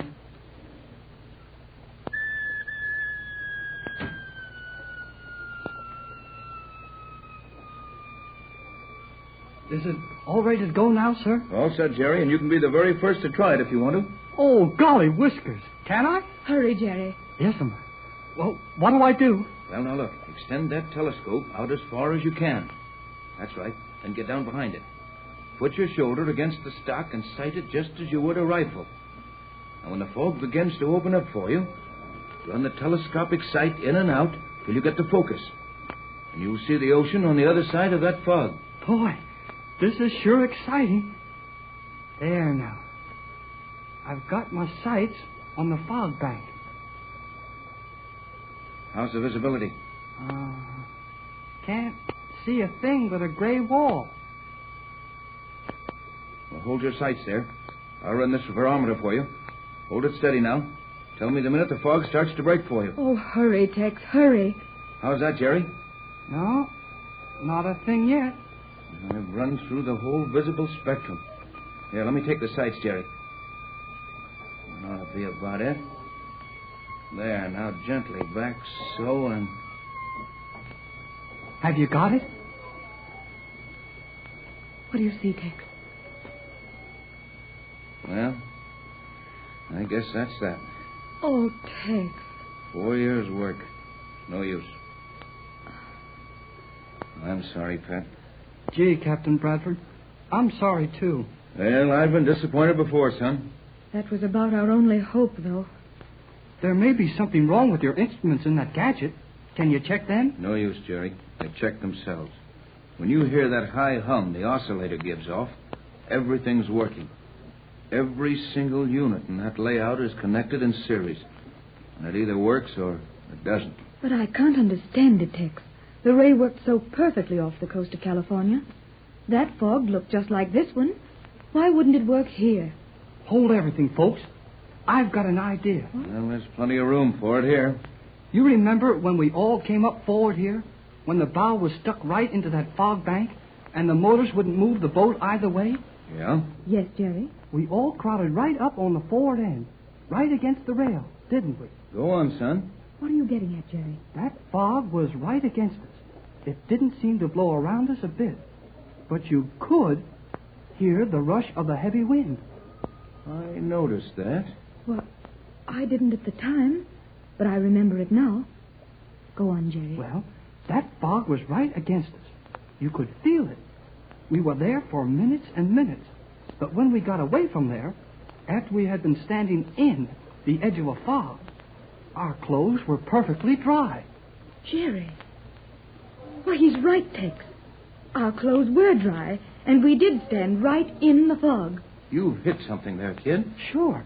And look, Captain Bradford's fog machine worked all right off the coast of California, you said. Why, of course. It worked perfectly, yes. That machine will cut a path through the heaviest fog I ever saw. But it wouldn't go through this stuff. So there's only one answer. That fog out there is not fog. But in the middle of the ocean, it's got to be fog. What you suggest is impossible, Jerry. Why, it's fantastic. Look at Captain Bradford's face. He was laughing at my magic island a little while ago, but he's not laughing now, is he? I tell you, there's something mysterious here. And that fog is not fog.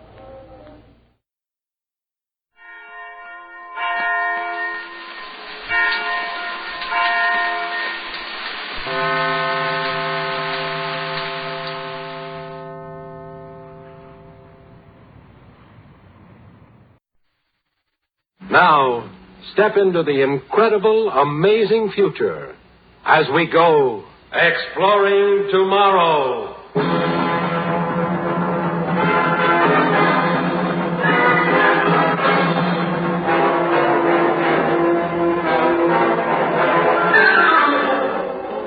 And now, here is your guide to these adventures of the mind, the editor of Astounding Science Fiction magazine, John Campbell, Jr. The essential character of any frontier you explore is that if you get into it and stick your neck out, you get it lopped off, and there's no help. The frontier is the place where there isn't any reserve, where there isn't anyone to help you if you get into trouble. There is no support. Tonight's story is a story of a true frontier. You know, sometimes the frontier lies just the other side of a doorway. It doesn't seem very different, but it can be the difference between life and sudden death.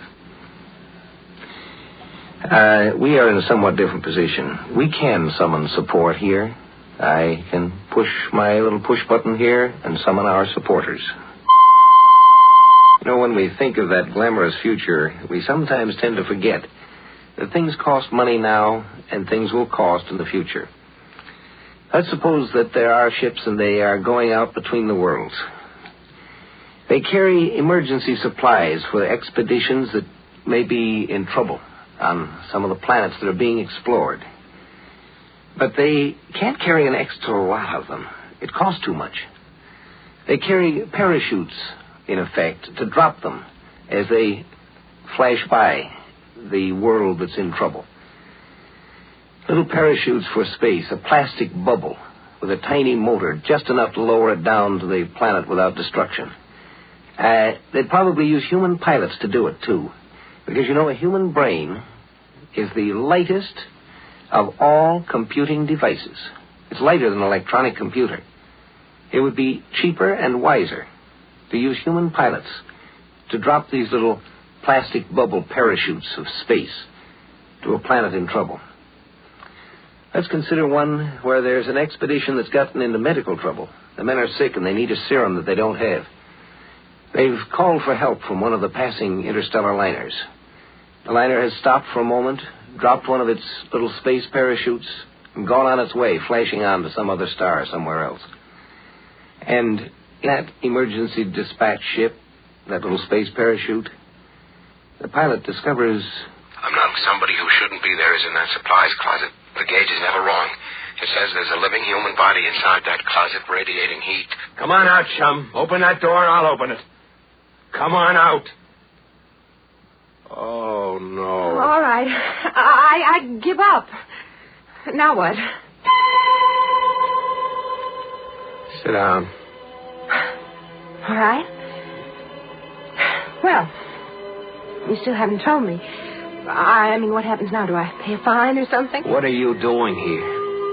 Well, I just wanted to see my brother, that's all. Your brother? Mm-hmm. He's on Woden. He's with Group 2. Oh. I haven't seen him for 10 years, ever since he went there.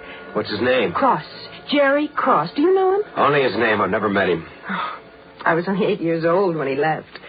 What was your original destination aboard the Stardust? Mimir. I had a job to go to. You knew you were breaking a rule when you stowed away on this ship? Oh, I knew I was breaking some kind of regulation. Is that all it means to you? Well, I'm There was a sign posted there. Didn't you see it? A sign? Yeah. Oh, you mean the one that said unauthorized personnel, keep out? That's the one. Oh, well, I guess I saw it. And ignored it. Oh, come on. Now, look, don't be so grim. How did you manage to stow away? Oh, it was easy. I just saw my chance and acted on impulse. I saw there was plenty of room in that closet, and so here I am. Yeah, here you are. Oh, please, don't worry. I'll be a model criminal or prisoner or whatever it is I am now. And I'll pay for my keep, too. And when we get to Woden, well, I'll make myself useful. Quiet. Sorry. You have an identification disc? Yes? Give it to me. Well, my name is Marilyn. Marilyn Let me have the disc. Okay. Will I get it back? No. Oh, but I'm sorry, I need the information on it. I have to put it all in my report. But when you've got all the information, surely I'll get it back. I need it. Do you know why I'm flying this ship to Woden?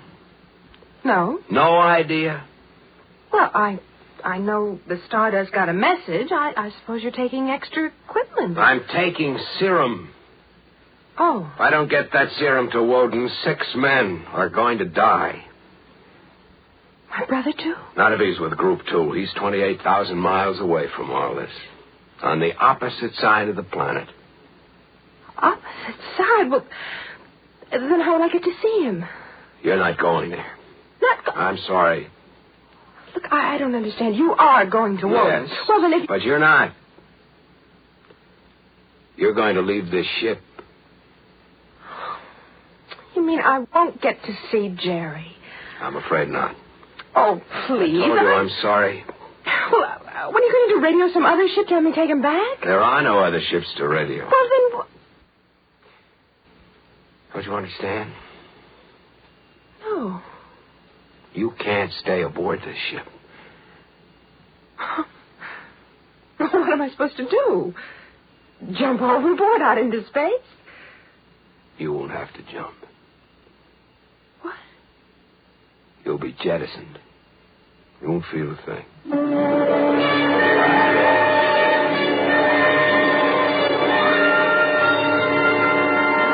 Sometimes the universe seems cruel. I think that's a mistake. It isn't cruel, but it is ruthless. You must learn the lessons. And once you've learned them, you're all right. Unless you forget them. I'm afraid that girl forgot that there were frontiers. That there were places where there was no help. You are joking. These are not things you joke about. No, you can't mean all this. There is nothing anyone can do for you. It just doesn't make any sense. I mean, I just can't believe you're really serious. But you are. You do mean it. You're going to make me die. It's the way it has to be. No. No human being in the universe can help you. Please, oh, please. Nobody wants it this way. Nobody would ever let it be this way if it were humanly possible to change it. I can't believe it. I told you this ship is carrying fever serum to 6 men on Woden. All 6 will die unless I get there. I know you told me. A small ship like this one is provided with barely enough fuel to get to its destination. If you stay aboard, your added weight, once we hit gravity, will cause it to use up all its fuel before we land. That means, in simple terms, you and I will die and 6 other men will die waiting for the serum. Is that it? That's it. Just that? We don't have enough fuel? Yeah. So I must die alone or take 7 other men with me? That's how it stacks up. And nobody really wants me to die? Nobody does. Well, maybe... I mean, are you sure nothing... Nothing can be done for you. I just can't believe this is real. Less than an hour ago, I was a passenger on the Stardust. Now I'm on this ship, and I'm going to die, and nobody cares. That's not true. We all care.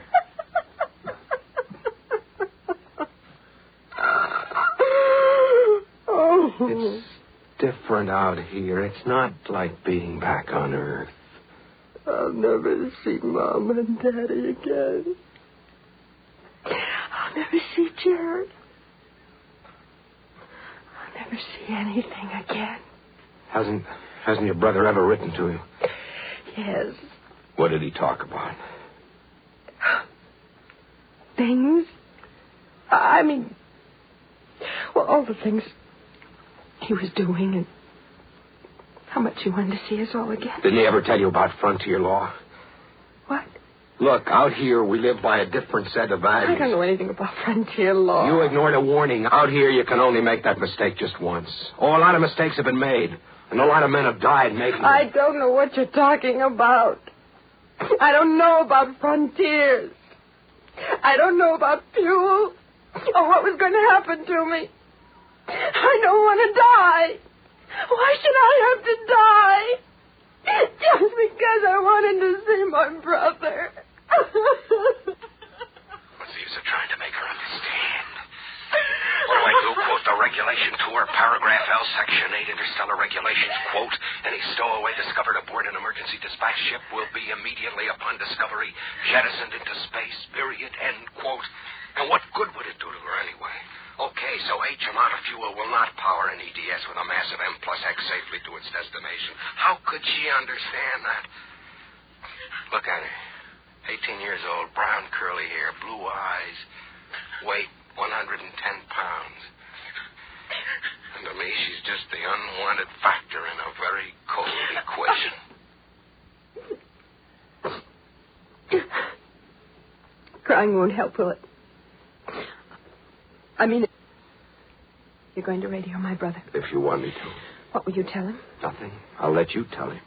Oh, I'm almost afraid to hear his voice. You make him sound so near to me. And all the time he'll be so far away. Just a voice. That's all he'll be, just a voice. I'll call him anyway. All right. Yes. Whiten, EDS 34G11, emergency. Come in, Woden. Group 2, identify yourselves, please. This is a call for Jerry Cross. Please come in. Jerry? Jerry, where are you? Jerry, why didn't you answer?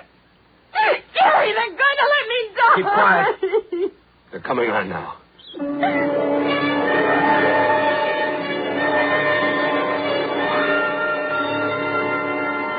Whatever happens, a man will always try to find some way out, even when he knows it's impossible. He'll still make a try. But sometimes, particularly on the frontiers, you're up against the problem that there isn't any way out. You're up against it. Wait, I didn't hear. He said goodbye, little sister. Oh. I had so much more to talk about. He knew that. Was it really him? It was your brother. His voice sounded changed. 10 years ago, he was a little more than a boy. Now he's a man. Voice has changed. Did I sound frightened when I talked to him? No, you sounded fine. Oh. How long do I have? Oh, a little while. What'll happen to me afterwards, I mean? Nothing, I guess. I'll just go on floating in space, is that it? Something like that. May I see? See what? Out there. Can I see it on the view screen? Yeah, sure. There. Well, there's nothing there. There's nothing at all. Well, there's some stars over there. I didn't see them. I was thinking of Mom and Daddy. They don't even know yet I'll never be going back to them, like I promised I would. It's funny, the things you remember. Like the time when I was only 6 years old, and my kitten got run over in the street. And the way Jerry held me in his arms and told me not to cry. And when I woke up in the morning, there she was on my bed, with a brand new white fur coat. Just like Jerry had promised. It was a long time after that when Mama told me Jerry had gone to the pet shop at 4 a.m. He got the man out of bed and told him if he didn't produce a white kitten, somebody's neck was going to be broken. So the man found a white kitten for me. You'll be gone soon. The little hand on that gauge will go back to zero and the equation will be balanced again. Is it time yet? What? Is it time yet? Time? For me. Almost. How will it happen? You'll go into that compartment. It's an airlock. And that's about all. Oh, no, it can't be all. You'll do something. I'll simply push a button. And I'll be shot out into space. I told you, you won't feel anything. Yes, you told me that. I'm very grateful. You're all right? I keep thinking everybody has to die sooner or later. It's no worse for me than anyone else, is it? Except most people don't know when it's going to happen, and I do. You understand I have no power to help you. No power anywhere could help you out here.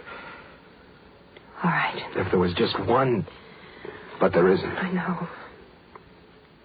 Jerry understood that. Yeah. Your brother's quite a guy.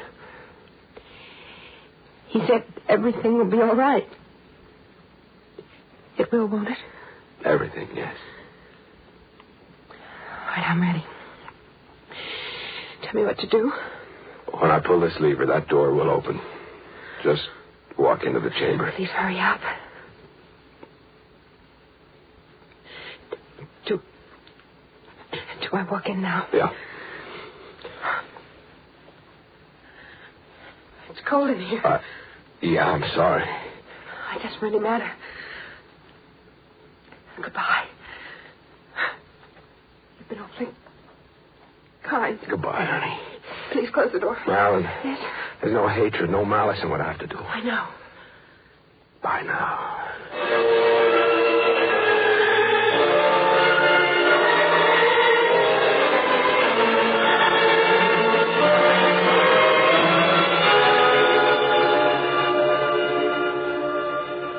EDS 34G11, calling Group 1 on Planet Woden. Come in, please. I'm landing in just 10 minutes.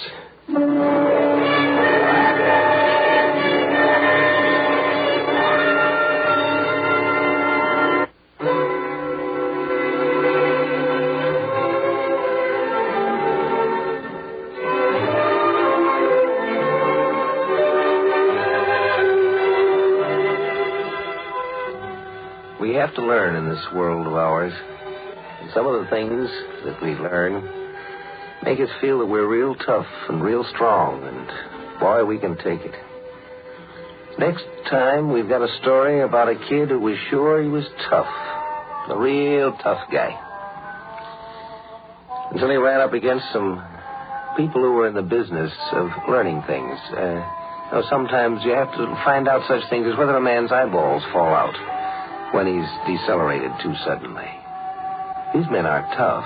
They're just curious. Join us again next week on both Wednesday and Friday nights when John Campbell returns with more of his fascinating talk and stories while exploring tomorrow. Tonight you heard Mason Adams and Joyce Gordon in our cast. Script was by John Fleming, from a story written by Tom Goodwin. Produced and directed by Sanford Marshall here in New York.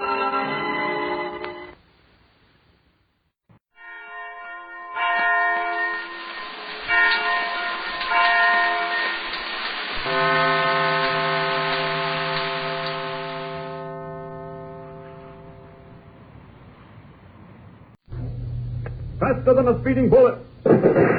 More powerful than a locomotive. Able to leap tall buildings in a single bound. Look! Up in the sky! It's a bird! It's a plane! It's Superman! Yes, it's Superman, strange visitor from another world, who came to Earth with powers and abilities far beyond those of mortal men. Superman who can change the course of mighty rivers, bend steel in his bare hands, and who, disguised as Clark Kent, mild-mannered reporter for a great metropolitan newspaper, fights a never-ending battle for truth, justice, and the American way. But before we join Superman, here is an important message. Fellows and girls, somewhere in the Solomon Islands, there are a lot of big, tough fighting Marines. And they're carrying guns that you may have helped to buy for them. That is, if you've been buying your share of war-saving stamps for victory. You see, every single dime you exchange for a war-saving stamp helps to buy the guns and bullets, the planes and bombs, the ships and the shells that are going to lick the Nazis and the Japs. Now, we know that all red-blooded Americans can't actually wear Uncle Sam's uniform. Because some of us are too young or too old to join the Army or Navy. But there is one big important way we can help. We can buy war-saving stamps and bonds. We can lend our money to Uncle Sam and put weapons into the hands of American fighting men. Why, do you know that your dime spent for a war stamp is the same dime used to buy 5 .45 caliber bullets? I guess you know, too, and the Japs and the Nazis certainly do, what a soldier or sailor or Marine can do with 5 bullets. And speaking of sailors, you might be interested to learn that every time you buy 5 war stamps, that same 50 cents buys enough fuel oil to carry a destroyer a full mile closer to its objective. Now, that makes buying war stamps pretty exciting, doesn't it? So look, let's make a promise to ourselves right now. Let's promise to buy war-saving stamps every week regularly. And you can help even more than that. You can get your friends and your mother and your father and all the people that you know to buy war stamps and bonds and buy them regularly. And they'll want to help, too, when you explain to them how important it is for every single one of us to do our share to help our brothers and our friends in uniform. Our boys are going to win this war, and we have simply got to help them. So remember this. It's a good slogan. Every time you've got a dime, buy a war savings stamp. And now, the adventures of Superman. Superman, in the guise of Clark Kent and his companions in adventure, are now trying to solve the most baffling riddle of their career. As we know, 9 of 10 plaster cast statues were broken by a mysterious marauder who dressed himself in all sorts of queer costumes. A clown suit, a pirate costume, even a Mickey Mouse outfit. Kent himself broke the 10th statue and discovered a tiny metal box embedded in the plaster. The box contained a valuable formula. Kent and Jimmy Olsen took the formula to police headquarters, where it was learned that the mathematical equation represents the secret of a new and revolutionary explosive, which had been stolen from Professor Palmer Graves, the scientist. The police chemist telephoned the professor at his home, and while talking to the aged scientist, suddenly heard him cry out in fear. And then the phone went dead. Listen. Hello. Hello. The line's dead. What is it, Doc? Well, something's happened to Professor Graves, Kent. What do you mean, sir? Well, as I was talking to him, I suddenly heard him cry out. I think he said, "Stay away from me, stay away." Then the phone went dead. What? Come on. Where to? Upstairs to Captain Callahan's office. We've got to get the boys down to the professor's place at once. You're right. But will they be in time? How far is the professor from here? Well, his address is, now let me see, 623 West 18th Street. Uh-huh. The boys may just be able to make it. Come on, up these stairs. No, wait a minute. You two go on without me. What's the matter, Mr. Kent? When I left my hat in the laboratory. I'll get it and join you in Callahan's office. How can you think of your hat at a time like this? Well, never mind. Come on, Jimmy. Right with you, sir. Back to the laboratory for me. Not for my hat, that's a cinch. Now, off for these clothes. There we are. This is a job for Superman. Now, up for this window here. Out and away! Up and out across the darkened city, with dawn just breaking in the east, Superman wings his speedy way. Reaching 18th Street, he stops to drop down to find number 623. As he does so, a large black car draws away from the curb in front of one of the houses. Suspecting that the professor is in that car, Superman dives for the running board. Hey, what's the blazes? Pull over to the curb. No, wait a minute. Get off that running board or I'll let you have it. All over. Blast him with that Tommy gun, Al. How did you get on a running board in a place? There's something screwy about this. Blast him, I said. Okay, let him have it. Oh, well, if you won't stop the car, I guess I'll have to stop it for you. Al, what's the matter with you? You got blanks in that gun? Sure help me, Hannah. I pointed straight at him and let him have it. Yeah. The bullets bounced right off him. Give me that gun. Okay. Well, look, that guy's kneeling on the board fender. He's grabbing the hood of the car. Yeah, and he's ripping it off. The bullets ain't stopping him. But look at there. We might as well be shooting a water pistol. He ain't touched. No. Sorry to do this to such a swell car, fellas, but we shouldn't be using so much gas anyway. Out with the motor. I'm seeing things. He ripped the motor right out with his bare hands. Quick, step on the brakes. Stop the car. Don't bother. I'll stop it for you. All right, boys. Get out and get out fast. I want to have a look inside. Now, take it easy, pal. Just take it easy. We don't know who you are, and we don't want no trouble, see? You're in plenty of trouble now. You've got Professor Graves in the back, haven't you? Professor? What professor? Don't be a dope builder. Child Breaker's in too. Yeah, buddy. He's in the back seat. He's out cold. You might as well leave him where he is. I see the police cars are just turning the corner to 18th Street. They are? They'll take care of both you and the professor once they get here. Well, I've got to leave now, but just to make sure you don't try any tricks. Hey, wait, what are you... Oh, hey, wait, don't... And you take it easy, bud. And now, up, and away! Swinging lightly into the air, Superman hovers above the scene just out of sight of the police, looking on as the two thugs are handcuffed and led away, and the unconscious Professor Graves is taken from the gangster's car and carried to the brownstone house where he lives. When the street is cleared, the Superman drops down to the pavement, resumes the disguise of Clark Kent, mild-mannered, spectacled reporter, and rings the bell of Professor Graves' apartment. Yeah, what do you want? Is Captain Callahan in there? I'm Clark Kent, reporter for the Daily Planet. Oh, Mr. Kent, is that you? Yes, Jim. All right, let him in, Flanagan. Okay, Captain. You can come in, Kent. Thanks. Gosh, Mr. Kent, we sure are glad to see you. Sorry we had to leave without you, but we couldn't waste any time. Well, that's all right. When I learned you'd gone, I took a cab. The professor all right, Captain Callahan? Well, the doc's bringing him around. You know, I don't understand this thing at all, Kent. What? When we arrived, there was a large black car standing in the middle of the street.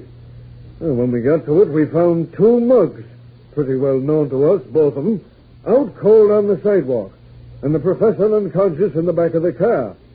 And not only that, but somebody had ripped the motor right out of the car and left it in the gutter. I told Captain Callahan Superman must have done it, but he won't believe me. Now, look, kid, I'm past the age where I believe in fairy tales. But Captain Superman really exists. Okay, and so does Santa Claus.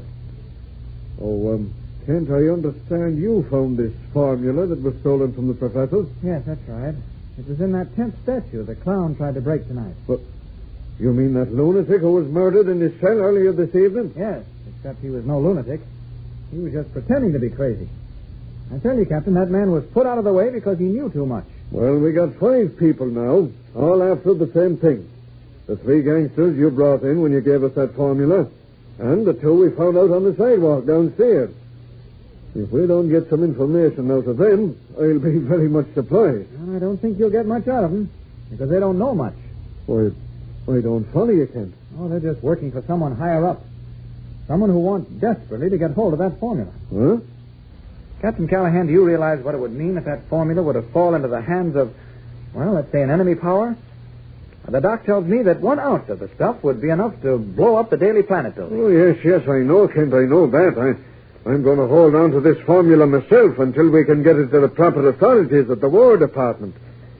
But this case has me confused. What do you mean, sir? Well, thanks to you, Kent, we know why those statues were being smashed. But we don't know why the man who was smashing them dressed himself up in them crazy costumes. Oh, I've got the answer to that, I think. What? Well, what is it? Well, it's really pretty simple. What did the clown do when we captured him, Jim? Why, he pretended to be crazy. Exactly. And there's your answer. So plain and simple, we didn't see it. He pretended to be crazy. Now, what would better convince us that he was crazy than the fact that he was wearing some silly costume? Oh, I think I'm beginning to see what you mean. Whoever engineered this whole mystery made him wear them costumes so that in case he was caught, he could go right into his lunatic act and really be convincing in those costumes. By heavens, you must be right, Kent. There can't be any other explanation. That's the only possible answer. Gee, Mr. Kent, look. There's 2 cops coming out of the professor's room, carrying a stretcher made out of a blanket. You mind stepping aside, please? Oh, what's this, Jones? The nurse that was with the professor when he was attacked, sir. The doc can't seem to bring her around. He's tried hard, but can't seem to do it. So we're going to rush her down to the hospital in our car. Oh, good. Doc. Oh, Professor Graves is going to be all right. Yes? He's resting quietly in his room. Oh, good. I'm a little worried about that nurse, though. Excuse me, boys. I'm going along with the boys. I'll see you later. Okay, Doc. Well, Kent, you've done a good night's work. You better get along and get some sleep. I'm going to leave 2 of the boys right here in case anyone else tries to get to Professor Graves. All right. Now take good care of that formula, Captain Callahan. Oh, don't worry. I know how important it is. I've got a gun, and I'll shoot to kill if necessary. Oh, Callie, I am sleepy. What time is it? It's just about 6 in the morning. It's been a tough night. You 2 better not waste any time hitting the hay. No, I guess you're right. That's funny. What's funny, Jim? I don't know. You 2 sound so queer. Like your voices... Well, you sound queer, too, Jim. Yeah. There's something queer here. I can't quite make up my mind what it is. Kent. Yes, Captain Callahan? You're floating. Floating in air. Your feet are at least a foot off the floor. Jumping Jiminy. That's right. He is floating. And you're floating too, Captain Callahan. What did you say, Jimmy? Your voice sounds far away. And strange. Very strange. So does yours. What is it? What's happening? Mr. Kent? Mr. Kent? Don't worry, Jim. Don't worry. Don't worry. Don't worry. Well, something strange seems to be happening to Kent and Jimmy and Captain Callahan. Why do their voices sound so peculiar? And why do Jimmy and Captain Callahan seem to be floating in midair? What is the answer to this new and baffling development? Well, we'll know tomorrow, so be sure to listen in, same time, same station. Tune in and follow The Adventures of Superman. Yes, be sure to tune in again tomorrow for another thrilling Superman episode. And don't forget what else you're going to do. You're going to buy war stamps as often as you can get Mother or Dad to give you a dime. Now, you know when you see that big capital S on a three-cornered shield, you'll recognize it as the emblem of Superman, and you know at once what it stands for. Likewise, when you see the capital letters U.S. on a war-saving stamp or bond, you'll recognize them as the emblem of Uncle Sam. And it represents a pledge from Uncle Sam to you, his pledge to use every dime you lent him for more bullets and guns and planes, and all the other things the American armed forces need to win a smashing victory from the Nazis and the Japs. So buy a war stamp every time that you've got a dime. Remember, Uncle Sam is depending on you. Faster than a speeding bullet. More powerful than a locomotive. Able to leap tall buildings at a single bound. Look, up in the sky. It's a bird. It's a plane. It's Superman.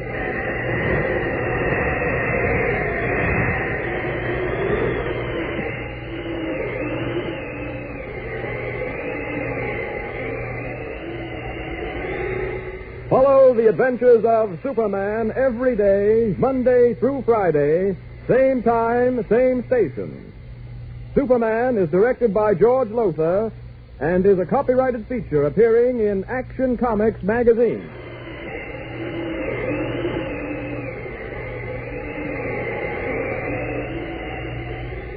This is Mutual. Faster than a speeding bullet. More powerful than a locomotive. Able to leap tall buildings at a single bound. Look, up in the sky. It's a bird. It's a plane. It's Superman.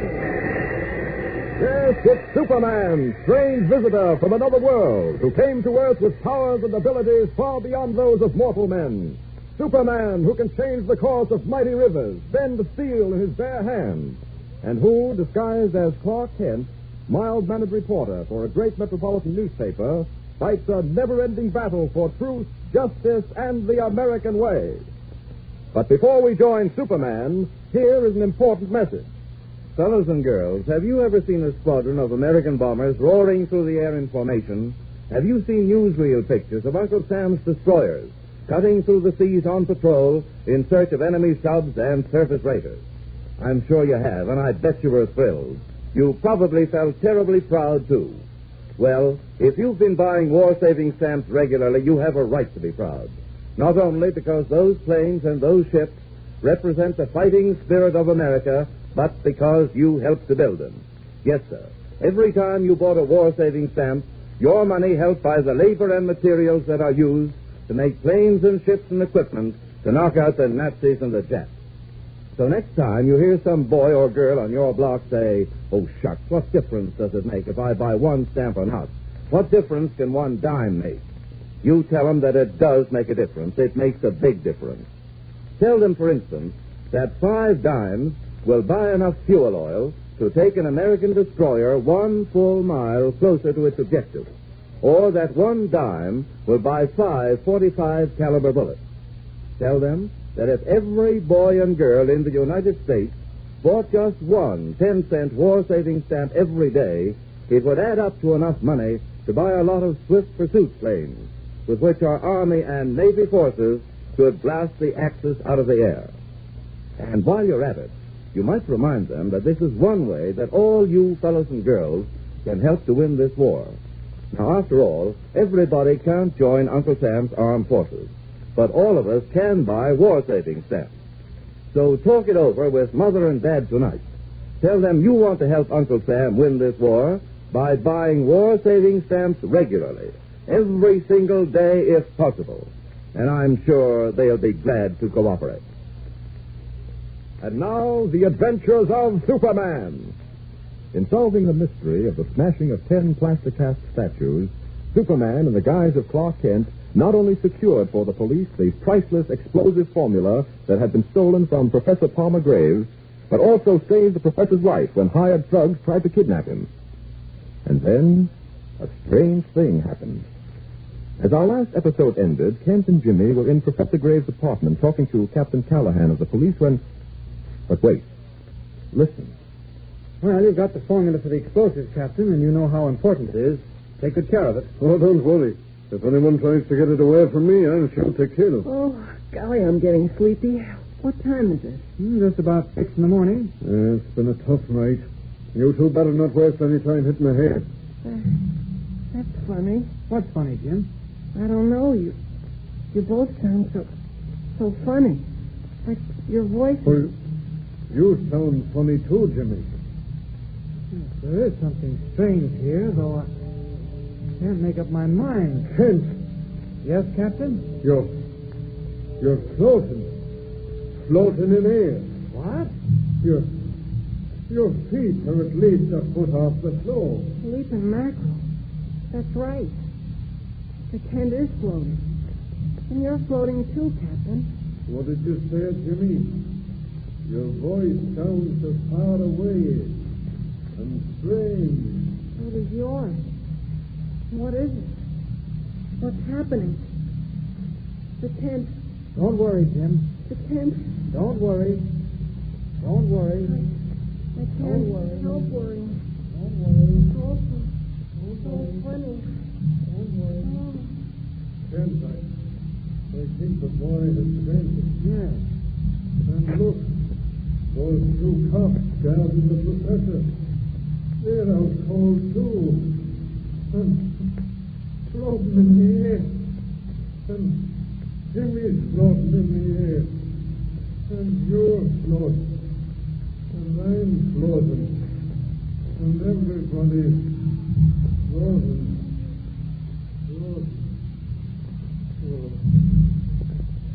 He's fainted. Unconscious. Something strange is going on around here. I had to pretend to be affected by it. Wait a minute. What's that? Noise in the closet. Something tells me I better pull a pin neck myself. Here goes. As Superman collapses on the floor of Professor Graves' apartment, the door of the closet opens slowly, and a small, dark man wearing a gas mask steps into the room. He looks about him, then moves to the figures lying on the floor. He examines each one carefully and then chuckles. So, that's good. That's very good. It's fortunate I remain when others leave. On the contrary, it is most unfortunate. Who are you? I am what you Japanese think you are. Superman. You no move. I got knife. But I got fist. That's that. He's out cold. How in the world did he get into that closet? Better have a look. Uh-oh. Floating. Jim's coming too. I resume my disguise of Clark Kent. There we are. You're all floating in the air. Snap out of it, Jim. Floating. Come on, now, snap out of it. Oh, my head. My stomach. I feel sick. I know. It's the effects of whatever was used on it. Mr. Kent, It's all right now, Jim. It's all right. I just had the pleasure of knocking out one of Mr. Hirohito's messengers. Golly. That guy on the floor. Is he a Jap? Yes. You and everybody else fainted. Somehow I didn't go out as quickly as you did. I saw that Jap step out of the closet there, and I let him have it. Let's have a look at that closet. You think you can make it? Oh, yeah, I'm all right now. It's just a little sick to my stomach. That sickish feeling. Yes, by heavens, it must be. What? We'll know for sure in a minute. This closet. Step in here. Inside the closet for a minute, Jim. Sure. What have you found? Look at this. Jumping Jiminy. This isn't a closet, it's a door leading into the next room. It was a closet, Jim, but the back of it has been removed. Come on, let's step into that adjoining room. All right. This room is practically empty. Not a stick of furniture in it. Nothing but those large bottles with water in them and tubes running from them into the closet. Not water, Jim. Ether. Ether? Yes, I'm positive of it. Ether, I'm told, sometimes makes you feel as if you're floating. Voices sound as if they're far away. And very often you feel sick to your stomach afterwards. Gee, that's right. But ether has an odor to it, and we never smelled this stuff. Well, somehow it's been made odorless. We'll find out about that later. I think I see pretty clearly what must have happened here. Whoever is trying to get his hands on Professor Graves' new explosive formula realized that he might never get it out of the plastic cast statue in which it was hidden. So he then decided to kidnap the professor, who in turn could work out the formula again. Well, what does he do? He rents this room next to Professor Graves' apartment, removes a portion of the wall behind the closet, brings in a couple of bottles of this odorless ether, and goes to work. Well, yes, but they didn't use the ether on the professor. They kidnapped him forcibly. Yes, so I can't understand that. Something must have gone wrong. Well, no doubt we'll find out what later on. Yeah, I guess so. You know, I heard that Jap in there say it was a good thing he had remained behind when they took the professor. He was here then, you see, when we returned with the cops. Golly. So the Japs are after that formula. They're after it, but they're not going to get it. Not if I have anything to do with it.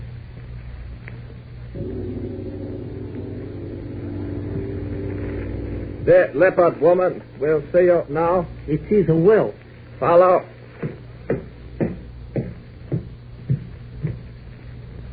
Welcome, Saudira, Saugenora. I have traveled many hours from the west coast of the United States, a country which will soon be ours, to see you, leopard woman. You know why I have come. I know. As the representative of our most sacred emperor, Hirohito, it is my task to see that all goes well. In many of the major cities here in the United States, we are making progress. But in the great city of Metropolis, the city we have given into your hands during and after this war, it does not go well at all. I have difficulties. So, name them. In my first attempt to secure the formula of Professor Gray's explosive, I sent one of my most trusted men, a so-called American, a thief who sold himself, as did the others, for money. This man was a genius at opening safes. He broke into the wall safe in Professor Gray's house and extracted the formula. But as fortune would have it, he was discovered and pursued. Huh? Running down a street, he passed the art shop of one Nino Bonelli, a maker of plaster statues. He entered the shop and managed to drop the metal container in which the formula was kept into a vat of plaster. A procedure filled, I should say, with many risks. So it proved. For when he returned after the police had given up the chase, he discovered that the plaster had already been molded into statues, and the statues sent to a large department store here in the city, one named Kramer's. Where is the formula now? At police headquarters. I have learned it will be taken to the War Department tomorrow. How? By armored car. The regaining of that formula, then, is a simple matter. No. I have been stopped, baffled, my plans ruined over and again by a man in a blue suit and a red cape. I will not go into details. This man seems to be inhuman, a miracle man. In fact, I have discovered that he is called Superman. An American? Yes. Why do you laugh? I laugh because I, Tojiro Tokumura, know that there are no Supermen in America. There are Supermen only in Japan and perhaps in Germany, though this now appears very doubtful. It is my experience that speaks and says, you are wrong. There is one here, a powerful one. It is my experience that says I am right. We shall see. In the morning, you will give me the plan of the route this armored car will take. We shall secure the formula. Of this, there is no doubt. American Superman or no American Superman.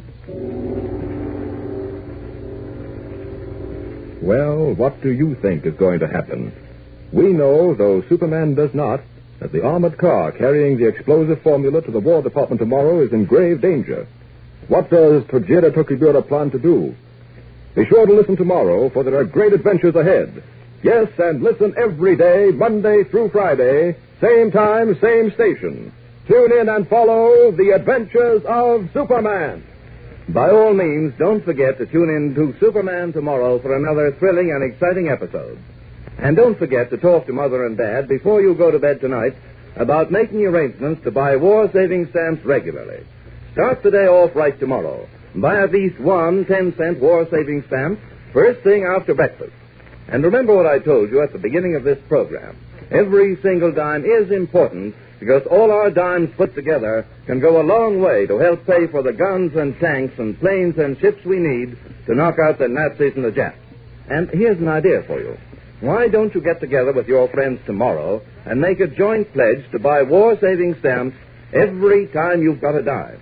In that way, you'll help Uncle Sam smash the Axis, and you'll be doing your share to win this war. Faster than a speeding bullet. More powerful than a locomotive. Able to leap tall buildings in a single bound. Look! Up in the sky! It's a bird! It's a plane! It's Superman!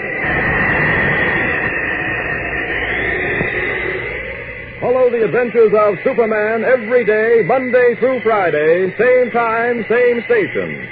Superman is directed by George Lothar and is a copyrighted feature appearing in Action Comics magazine.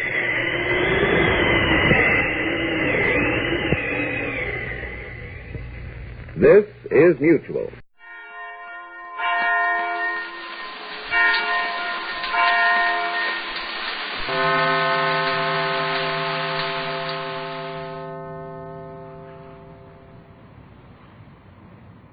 Kellogg's Pep, the build-up wheat cereal, invites you to rocket into the future with Corbett.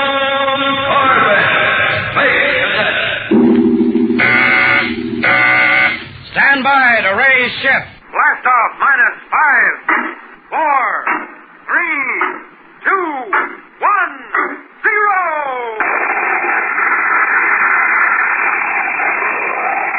Roaring rockets blast off to distant planets and far-flung stars.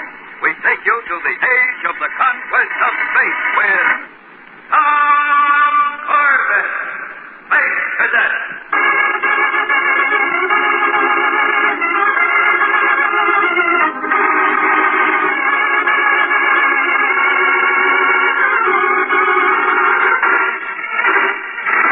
Like a large silvery bullet, the rocket cruiser Polaris hurtles toward Earth, heading for a landing on the Academy spaceport after a long training cruise. Inside the ship, the crew prepares for touchdown with the ease of long practice. At the controls sit Tom Corbett and his astrogator, Roger Manning, while Astro stands by below on the power deck. And as the ship falls through the successive layers of atmosphere, gaining momentum, Tom and Roger stare through the viewport at the round ball of Earth rushing up to meet them. What's our altitude, Roger? 100,000 feet, Tom. Keep tipping the altitude. 90,000 feet. We'd better start braking. Control deck to power deck. Check in. Ready, guy. Okay, Astro. Stand by to blast braking rocket. Right, Tom. Ready whenever you are. What did you say? I'm all set, Tom. Oh, okay. Couldn't hear you for a second. 70,000 feet. Hit them now, Astro. Braking rockets 1/4. Astro, acknowledge. Something's wrong down there, Roger. Something will be wrong up here, too, if we don't start braking. Down to 50,000. Take over the controls. I'm going down to the power deck. Blast, Junior, blast, or we're going to splash ourselves all over Space Academy.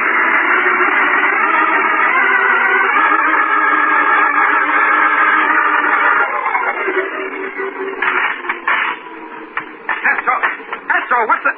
Great jumping Jupiter.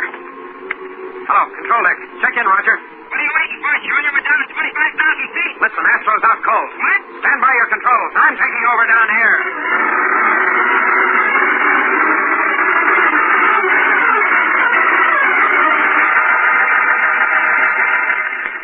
Hey, Astro, snap out of it. Come on. Hey, cut it out, Tom. What are you trying to do? Come on, wake up, Astro. Wake up. Huh? Hey, where are we? Did we land okay? What happened? That's what I'd like to know, sleeping beauty. Oh, I must have blacked out. The last thing I remember, we were getting ready to land. You sure picked a fine time to take a nap, Astro. You almost made it a permanent one for all of us. I got dizzy. The whole ship seemed to be turning around, and well, that's all I remember. Oh, come on, Astro. Roger and I are taking you over to sick bay. No, I feel fine now. But, Astro, you'd better get a checkup. There's nothing wrong with me, I tell you. In fact, I'm hungry. Come on, let's check in and go to chow. Well, all right, Astro, if you say so, but I still think that... Stop thinking about it, or I'll show you how healthy I am. All right. Come on, let's go.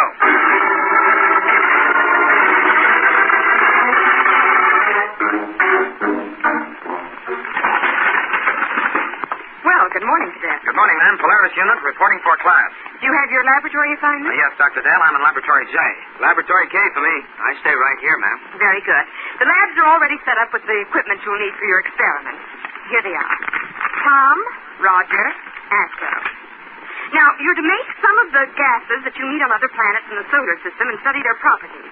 But I must warn you to be extremely careful because many of them are very poisonous, and even small quantities are dangerous. Now, is everything clearly understood? Certainly, Dr. All right, carry out your instructions. I'll be in my office if you need me. Oh, brother. Look what I pull. Methane and ammonia, the stuff you find on Titan. Well, if you hear me coughing, think nothing of it. Now, let's see. I've got diethylchlorine. Well, that should be easy to make. Be careful, Astro. You don't blow up toy balloons with that stuff. It's one of the deadliest. I can handle it. You'd better get over to your own lab, Tom, and get started. We haven't too much time on this deal. Right. Are you sure you'll be all right, Astro? Blast off, will you? I'm fine. Okay, Astro. See you later. Why don't those characters stop bothering me? I'm okay. Now, let's see. Diethylchlorine, huh? Blasted. Why don't they use bigger type in these instructions? I can hardly read them. Getting awfully warm in here. And the print, it's so blurred, the room, it's going around. I can't stop it. Help. Tom. Roger. Help me. Oh.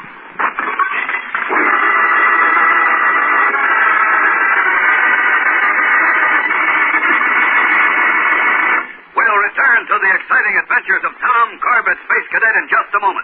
So stand by. You know, spacemen, there's a lot more to being a Space Cadet than just flying around space. The cadets have to work and learn on the ground, too. Now, take the Space Academy instrument shop. Space Cadets learn to repair and operate all the instruments that are standard equipment on rocket ships and jet boats. You know, I saw Tom Corbett down there one day, and he was telling me all about... Hi there. I'm working on a radar scope. You know, a radar scope is the eyes and ears of a rocket ship. It's got to be in good working order, or else. Space cadets have to be in good working order, too, or else. That's why we stock up on good foods like Kellogg's Pep to get the food values we need for strong bones, strong muscles, and on-the-double energy. Kellogg's Pep helps me to start the day with plenty of stock, plenty of drive. And say, if you have plans for being a Space Cadet someday, the thing for you to do is to start eating Kellogg's Pep right now, starting tomorrow morning. Just ask your mom to get Kellogg's Pep.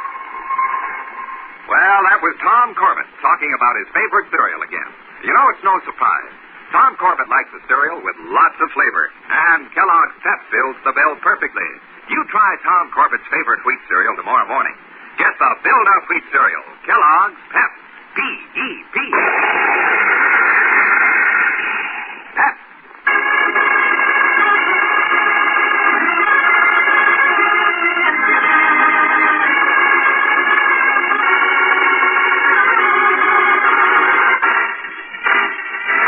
Returning to Space Academy after a long training cruise, Astro suddenly blacks out, and only Tom's quick action saves the Polaris from a disastrous crash landing. Worried about their friend, Tom and Roger try to get Astro to sickbay for a checkup, but he stubbornly refuses.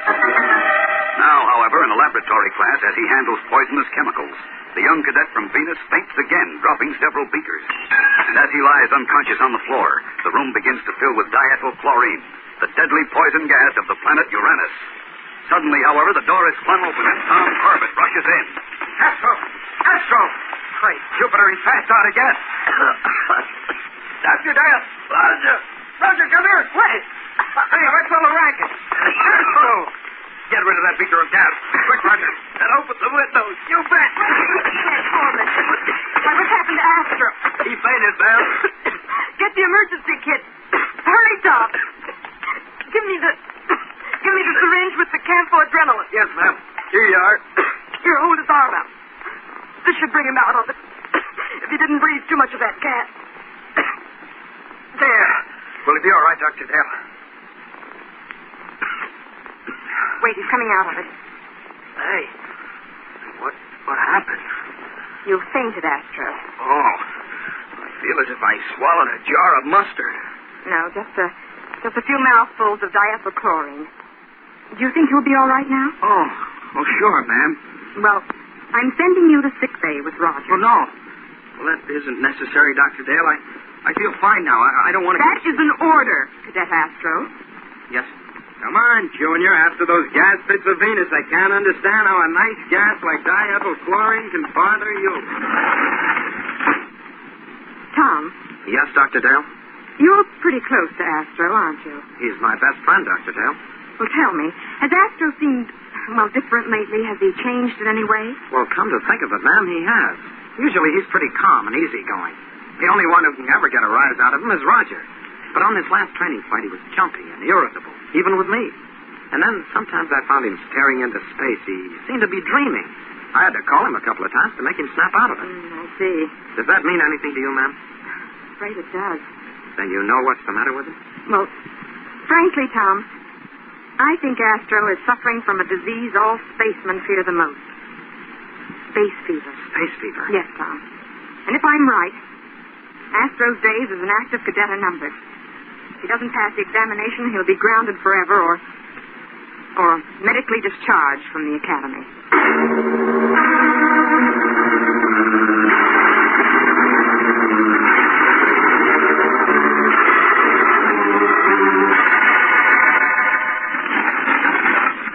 Dr. Dale, Captain Strong, is Astro all right?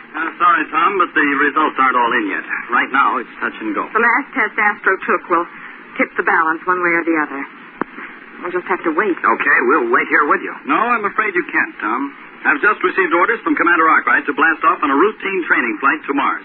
We raise ship in 1 hour. Is Astro coming with us? We probably won't know until just before flight time, Roger. But this much is certain. If Astro isn't in our crew when we raise ship, he'll never go into space again.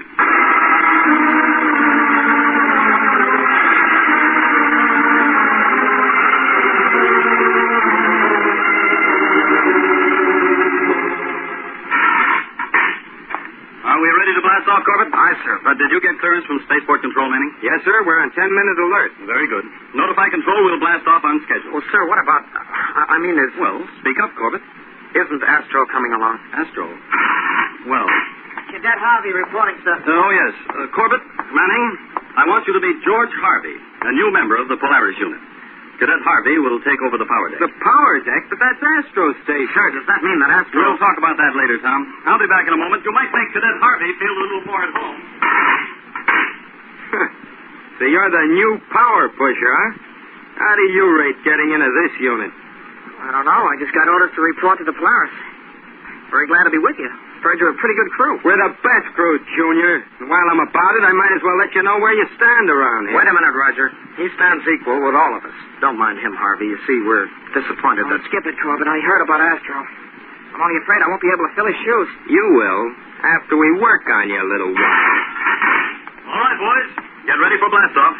But first, I want you to meet a passenger we're going to carry on this flight. A passenger? What are we running, a ferry service? That will be enough from you, Manning. Yes, sir. Sorry, sir. Now, this passenger is important to all of us. I want you to show him every consideration. Astro! Why, you old space! Oh, this is terrific, Captain Strong. Why didn't you tell us Astro was rejoining the crew? I'm not rejoining you, Tom. I'm just going along for the ride. The ride? That's right, Manning. Astro is only a passenger. The examination wasn't conclusive, so he's being sent on this trip to test his reactions out in space.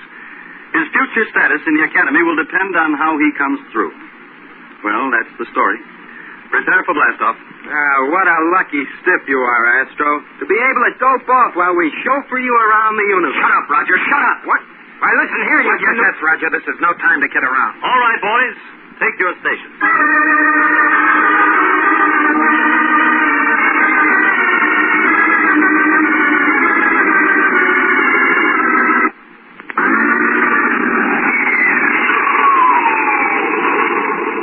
Earth's atmosphere, Captain Strong. Right. Put the ship on automatic control. Oh, where's Astro? Topside, sir, in his bunk. You boys will have to handle him with silk gloves. Use every bit of tact and understanding you can. But, Captain, if he isn't well, why did the doctor let him come along? Tom, the pressure test showed him to be a borderline case of space fever. Now, that apparatus is the nearest thing we have to actual space flight, but it's still just an electronic device. So the final proof has to be an actual flight. In fact, I insisted on this trip against the advice of the doctors. You kind of stuck your neck out, sir. Yes, in a way. If anything should happen to Astro now, I'll be responsible.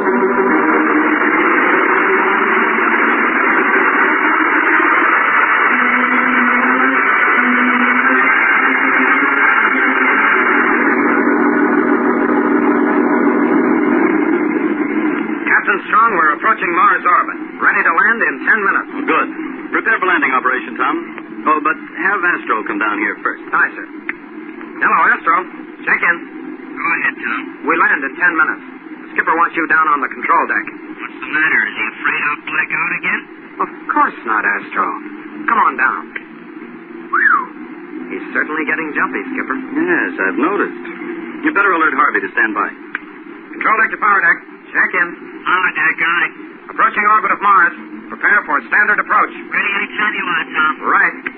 Cadet Harvey seems to be fitting in nicely, sir. I'm glad of that. Cadet Astro reporting is ordered, sir. Well, Astro, how are you doing? I'm all right. Oh, good. Well, we're approaching Mars. You'd better stay with us until we land. Why, so you can keep your eye on me? What's that? Captain Strong. Take a look out there, out in space. What? Great Jupiter, we're in the middle of a meteor shower. What a show. This is a ringside seat. It's just a little too close for me.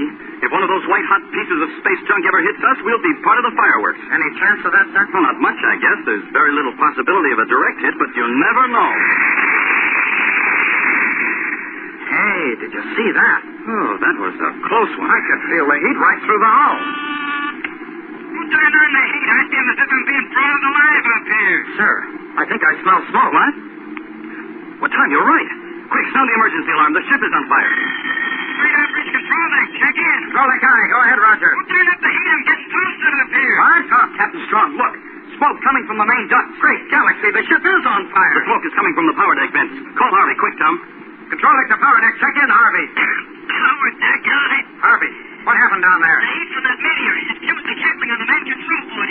Everything's short-circuited, and the auxiliary radiation tank is on fire. Captain Strong, did you hear that? Yes, we've got to kill that fire, and fast, or the whole ship will blow up.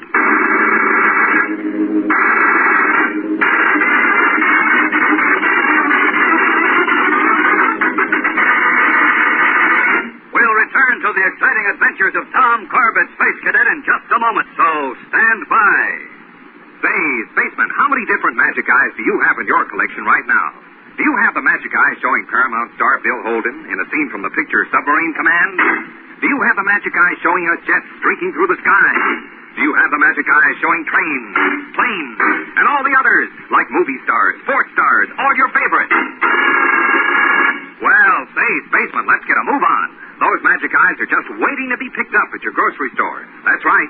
You get a magic eye with a picture that moves and shows you exciting action. Now, every package of Kellogg's Pep has a magic eye packed right inside. Here's a prize you don't have to wait for, you don't have to send for. All you have to do is to get Kellogg's Pep, and you'll get a magic eye free at no extra cost right inside the package. Don't delay, Spaceman. Get all 16 of these exciting magic eye pictures in your magic eye collection. Remember, there's a magic eye in every package of Kellogg's Pep. P-E-P. Pep.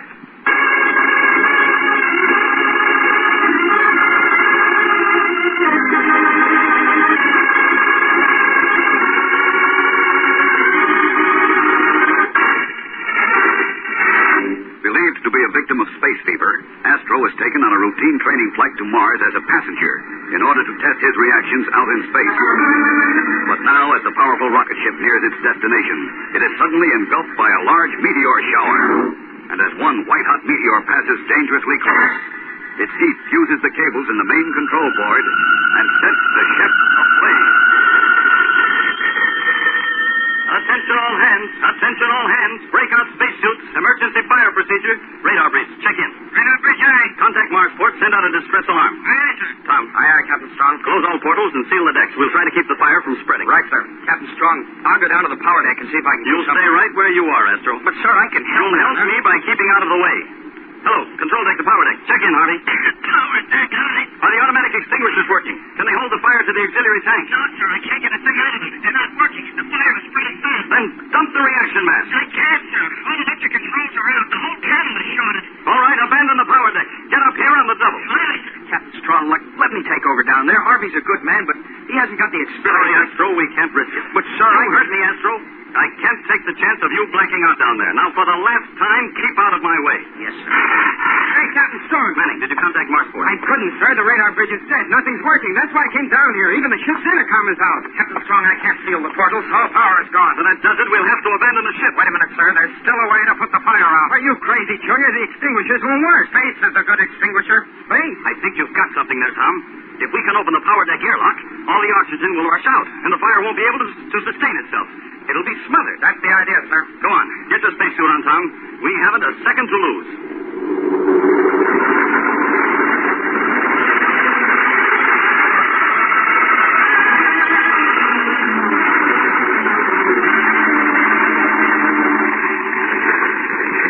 Watch your step, Tom. If that fire touches your spacesuit, you're done for. I'll be careful, sir. Can you see the airlock? So smoky in here, I can't. Over this way. Take your hand on my shoulder. Oh, right. Look at those flames. They're awfully close to the main tank. Keep moving, Tom. There's the lock. Yeah. I see it, sir. Now, we'll have to open it manually. Are you ready? Oh, wait. Let me get a good grip on it. Right. And watch yourself. Don't get caught in the draft when the air rushes out. Okay, sir. I'm ready. Pull! Oh, there you go. I can't touch it. Keep trying. Sir, the fire. It's licking at the main reactor tank. Never mind that, Tom. Get this airlock open. Pull! Aye, sir. It's giving a little. Now, once more. Give it all you've got.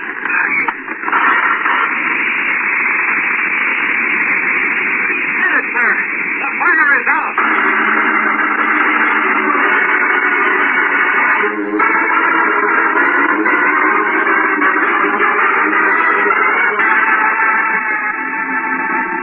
All right, boys. Everything's under control now. Tom and I did a patch job on the main control panel. We'll be able to land at Marsport. Nice going, Skipper. I thought sure we were going to be blown sky high. That was close, all right. Harvey. Oh, yes, sir. Get back down to the power deck and cut in number 2 and 3 rockets. That's all we'll need. Aye, aye, sir. And you get back to your station, man. Right, sir. What about me, sir? You still want me down here on the control deck? Yes, Astro.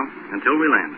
Yes, sir. Oh, and Astro, I'm sorry if I was a little abrupt with you before, but, well, you should understand. Don't worry, Captain Strong. I understand perfectly. If you'll excuse me, I'll lie down on one of the acceleration cushions. I've got to take good care of myself, you know. He's sure taking it hard, Captain Strong. Yeah, I know. There's nothing we can do about it, I'm afraid. This is one battle Astro has to fight with himself, and the odds are stacked against him.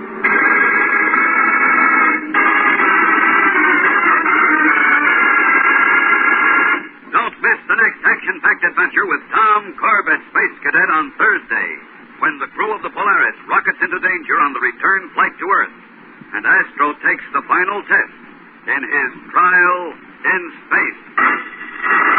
Tune in, same time, same station on Thursday for the next thrilling interplanetary adventure with Tom Corbett, Space Cadet.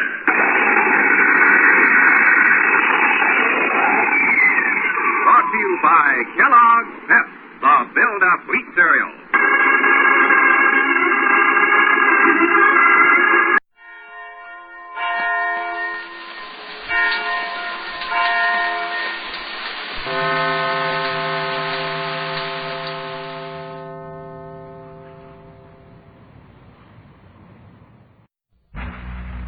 Tired of the everyday grind? Ever dream of a life of romantic adventure? Want to get away from it all? We offer you Escape.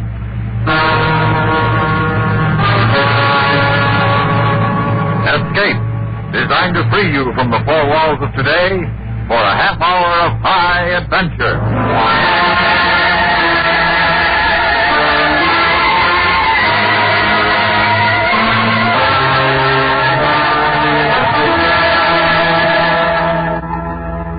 You are on the English Channel in wartime, on a harrowing night crossing the gray, cold waters in a small boat. And at the tiller, the threat of instant death is in command, from which there may be no escape. Listen now as Escape brings you David Devine's story, Flood on the Goodwin.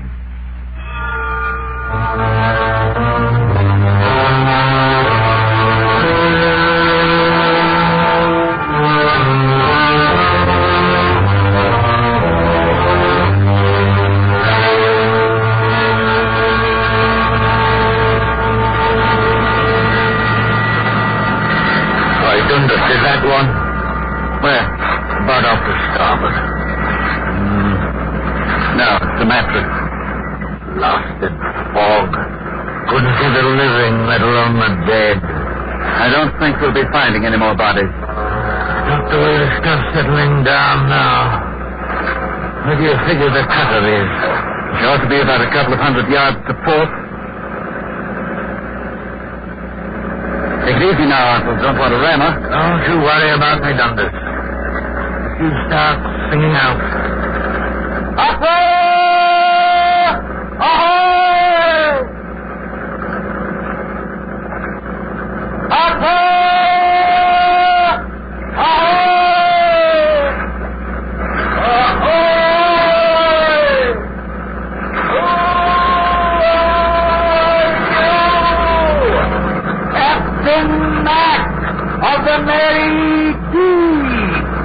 Sounds to be dead ahead, Mac. Better cut it back. I see her. We'll come about her. We're coming around your stern. Second, 4. Yes. 3. Watch out for those fingers. I see them. There, a hand there. 3 more coming aboard. Any alive? No. All down. Come on, Mac. Let's get them up there. Don't you bother, Dundas. Hey there. Can you send down a couple of men? Sure. The mate here, he's only got one flipper. Now, look, Mac, that doesn't make any difference. What's the matter? You're proud of him? No, but... Where are the bloaters, mate? A bloater? Oh. Then a ported there. Ported? Right. We'll roll them in the port and force them up to one at a time. Right. Hey, be sure I get my top back. What? Better get you, boy. You've lots of one-armed men working these days. You have to talk about it. Oh, I don't mean no harm. Better than being one of those they're hoisting there. Just don't remind me of my arm, that's all. Bloated, he called them. Man's been floating around dead in the water, he gets bloated, see? Bloater, very pretty. You know what they call an old man like you? Never mind, now, never you mind.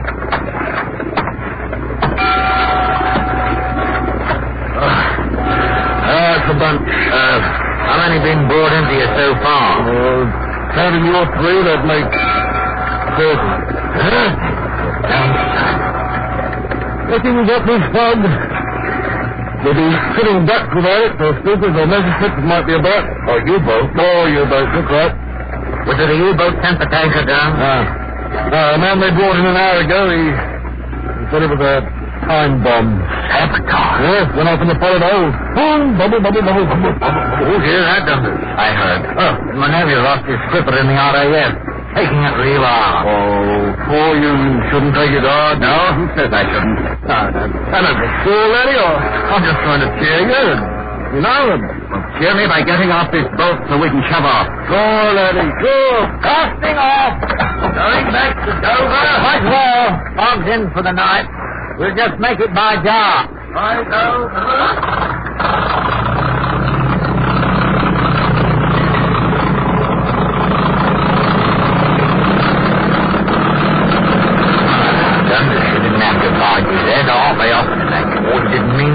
Lay off, Mac, lay off. All right.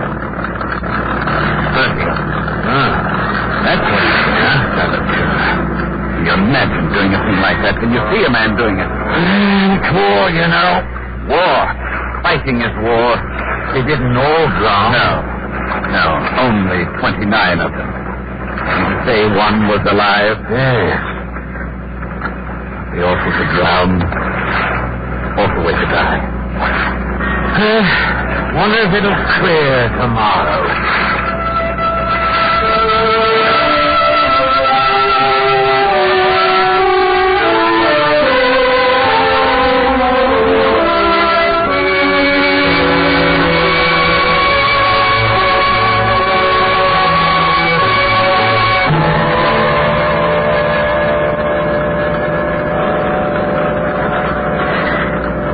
Up ahead. Yeah. Good navigating, Dunder. Ought to be right ahead of it. Mary? Dunder? Coming in. Get ahead, Mac. Right. There. Now jump it. Hello, you two. Look out, Mary. Oh, Dunder. How was it, Mac? Oh. Terrible, dear. Just terrible. Were there many? 30. Oh, dear. That's it. Max, how's the fuel? Ample. We didn't use a quarter of it. Are you going to fish tonight? That's Max. His boat. Fishing tonight, Uncle Max?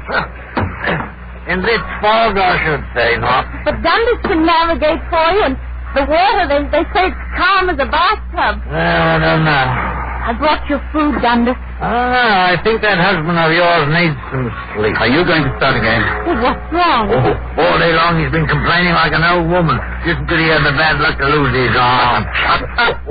See what I mean? Well, you know you are a little rough about it, Uncle Mac. Well, what ought I do? Help him feel sorry for him? Now cut it, both of you. There was a man to see you, Uncle Mac. Oh, who? Well, he didn't say. Said he'd drop back. Oh, what did he look like? Very tall, distinguished looking. Who's that, Mac? Oh, got me.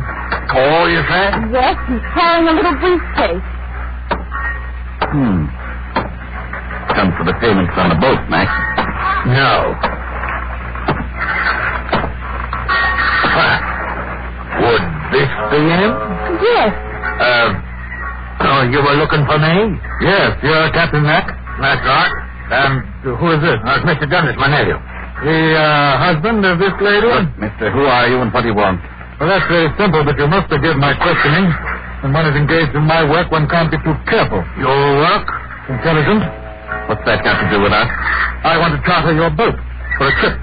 Government work, huh? Yes. The secret mission. Oh. Well, where do you want to go? To Ostend. Tonight. Belgium? That's a fair haul. And there's the U-boat. The fog will cover you. What will you pay? Well, the Crown provides handsomely in these cases.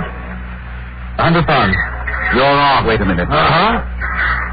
Would you mind showing us your credentials, mister? I wouldn't mind at all, my dear fellow, but the fact is, I'm not carrying any. You're not, eh? Well, this isn't what you'd call a casual visit. Well, you're correct, Dundas. He's going where the Nazis are. No credentials. And would you mind explaining why you're sniffing around a little fishing boat like this when you could cross on one of those big, fast torpedo boats they got over at the yard? I find this man insufferable, Captain. Now, what do you say? Time is going short. Why don't you take the torpedo boat? Or the sweeper. They got sweepers there, you know. Well, as a matter of fact, and you should be able to understand, there's a government boat. They might be seen by one of the enemy shore stations. In this fog? You're a liar, mister. And you're a very astute fellow. A gun? Yes, that's my ticket to Ostend, Captain. Yeah, put that thing down. Look out, Mac. He's serious. Indeed I am. Now, in. Do what he says, Mary. Now, you, Captain. Make me. Shall I? Get in. This is crazy. And you, untie the rope. Now, you, miss, you sit up there. Why, you don't stand a chance. Free, free and clear. Okay, Mac. You're very reasonable. Captain? What? I'll sit up in the front with the lady. Front? You don't know much about boats, do you? No, and I shan't pretend to. Mm-hmm. Now, listen, mister. The harbor entrance is closed up. They got the submarine nets in there. Well, I happen to know that they're open until 8. And I gotta warn you, no tricks, because I'm very good. You are, eh? Dundas, he says he's very good. Shut up. And let's go.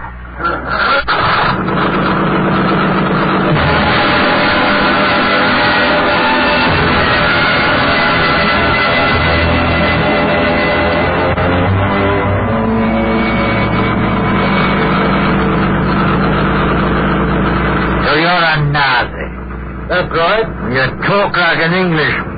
Oh, really? A Nazi. Well, what are you, a spy? You could say that. What are you going back to the continent for? The war's not over. What time do you think we'll reach the Belgian coast? Round trip. You didn't answer my question. What was that? Why are you leaving England? Scared? If you like. As a matter of fact, I'm returning because I have completed my mission. And what was that? A matter of a bomb. Sabotage. That tanker. The one that went down off the coast. That your work? Yes. Oh, you stinking filthy blood. No, let him talk. I find him an amusing old gaffer. 30 men out because of you. 30? Dear me, there were 45 aboard. It was 29, Mac. 29. 31 doesn't matter. This Nazi that's sneaking the dark with his mission completed. What's the time, Douglas? 4:02. Ought to be passing Goodwin Sands. Tide will be over them, though. What time do they expose? Both sides at once. And that means we get a fast ride back, anyhow. If he lets us come back. Lousy Nazi. How do we know you won't kill us when we let you off? You have my word. Word. Don't take on, dear. I can't help it. I'm frightened. Let her come back here with us. No. See how tough he is. He shoots women. If necessary. I'd like to see you get that close to me. Would you? Yes. Look, Nazi. I'm walking towards you. Back down. Point on. Yeah. Point that gun at me. You're asking for it, you know. Bloody Nazi. Don't take another step, Captain. Duck me!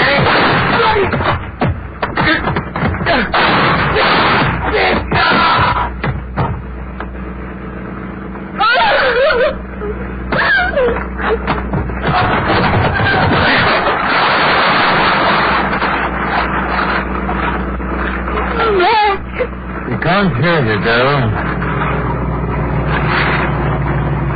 Don't slow down. I won't take him up. He's dead. He's very dead. He was a good man. He deserves burial. And burial he's got. Now put your throttle back up. No. Your wife next. Yeah.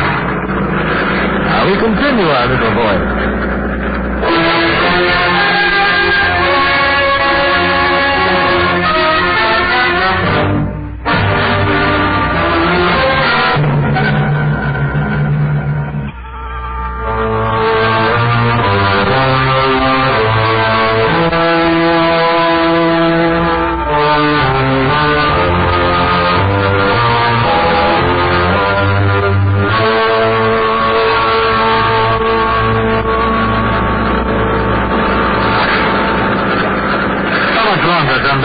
About an hour. I noticed you change course from time to time. Why is that? Channel current. You ride with it, you make better time. I see. And you'd like to be rid of my company as quickly as possible. That's right. But I'm glad you're being reasonable. The old man was a fool. You think so, eh? Well, of course. And so do you. Why do you say that? You've seen the war. You know how it is. That's right. I know how it is. Dundas, don't talk like that. Why, what's wrong, Mary? Don't talk with him. It's not right.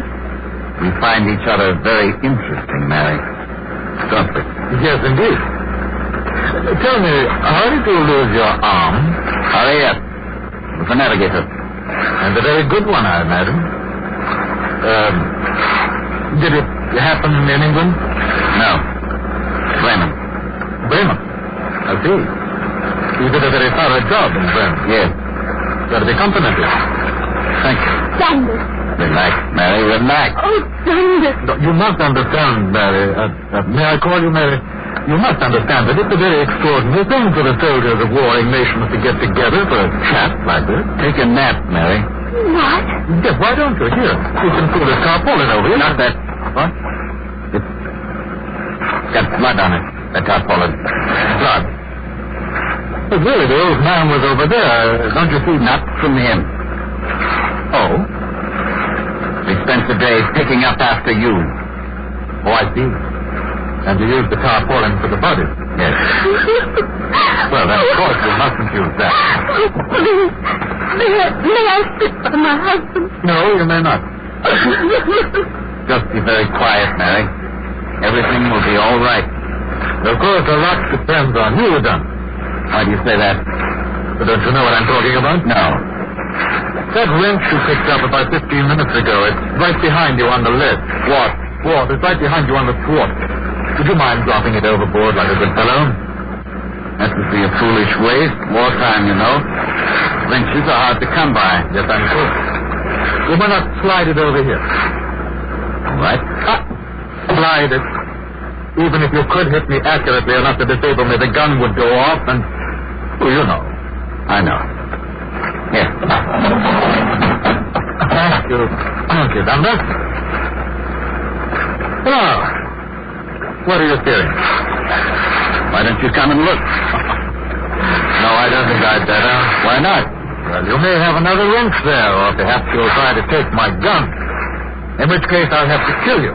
Then where would I be? I might steer all the way back to Dover without knowing it.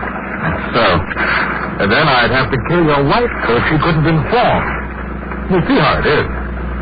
How do you know I'm not tricking you? I'm sure you're not.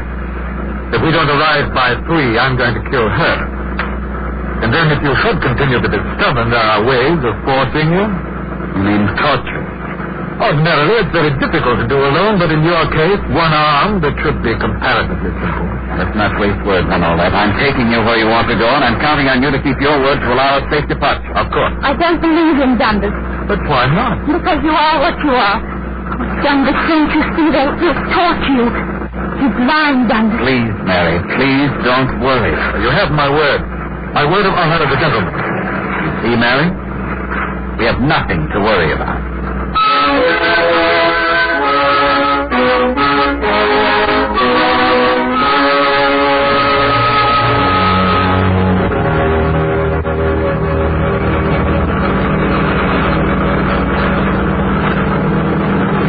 Yes, it must be wonderful to be out of the fighting. Not bad. I'll be glad when it's over. Think it'll be over soon? Oh, yes, quite soon. You heard about bug bombing? Yes, but that's only the beginning. We're developing weapons 1,000 times as terrible. 10,000 times as effective. Really? Oh, your wife seems to have gone to sleep. Well, I can't see very well in this dark. Against my knees. About your new weapons. You wouldn't tell me all this if it were your intention to allow a safe departure, now would you? Well, I'm sure your agents know this by now. I don't know. How much longer until we reach the shore? Not long now. I'm bringing her into a deserted beach a few miles outside about then. I see. If you'll look ahead, you may see lights soon. Straight ahead? Yes. Impossible. This fog is much... I saw it! I saw the gun! Give me that handbag. That's it. I raised them good and high. Oh, Dundas, I thought he'd never drop his wrist. I waited and waited. Good work, Mary. Take the wheel. Yes, Dundas. Well. Remarkable woman, your wife. Yes, indeed. Unfortunate that there's no cartridge in the chamber. Pointed at your gut, why don't I pull the trigger and see if you're telling the truth? Perhaps you'd better not. I don't see why not. If it's empty... No. It's loaded. You... I wonder if you're the type who can kill the man he's facing. I don't know. I've never done it. It's very difficult, you know. Just think of me as a fellow human being, flesh and blood like yourself. Think of the infinite genius that went into making this body of mine. The skin, muscles, arteries, veins, organs, vessels, and the blood. God. Murder is a very difficult thing when you're face to face with the murdered. I know. I don't feel as though I could kill you right at this minute. Suppose I try. All I have to do is squeeze the trigger ever so little. No, wait, no, don't. Why not? My life is worth a lot to me, more, believe it or not, than my pride, my honor, my love of Germany. Much more than that. All right. You have a proposition? Dundas. Still, Mary, I know what I'm doing. Yes, if you thought of it. What is your proposition? Money. You're going to need money, aren't you? A man with one arm has a tough time of it in peacetime. Jobs are hard to get. Go on. But I have several accounts in London banks. Big accounts. I can write you a check. You can cash it tomorrow. How much? £1,000. I can't hear you. Dundas, don't do this. 2,000? 3? Why, that's all the money I have in the world. What about on you? Yes, in the briefcase, £150. I'll get it out. But the briefcase... I'll take care of that after you leave. Write the check for £5,000. Oh, Dundas, please don't do this thing. Your wife doesn't understand these things. No. For this, I let you off at the beach. First, I want to warn you against mentioning my name. Oh, but of course, yes, I'll make it out in cash. Now, there's the check. Thank you.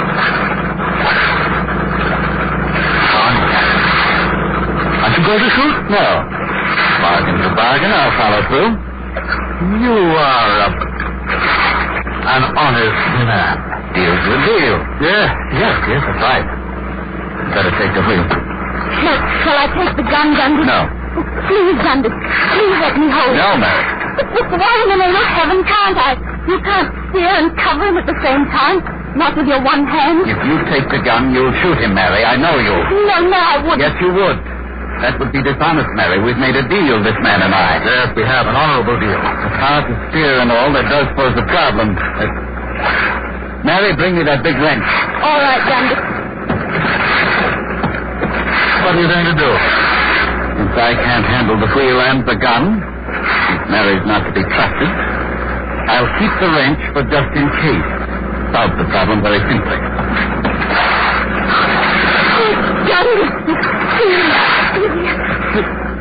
You threw the gun in the sea. And you, sir. You'll find a fishing line with lead on the end of it, right up there in the front locker. Huh? I'm going to slow down now. We're almost there. You'll do the sounding for me. Yes, of course. You deliberately threw the gun overboard. It's staying out. £5,000.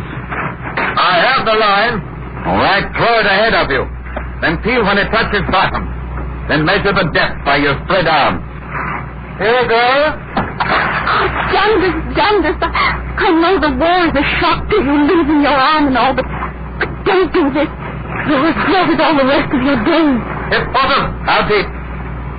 2, 3, 4. All right, that's all. We're closing in on the coast. Swing again. All right.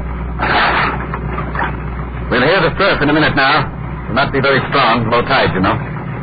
2, 3, and all right. Get ready to jump. This boat hasn't wheels. You'll have to walk the last 10 feet in. All right.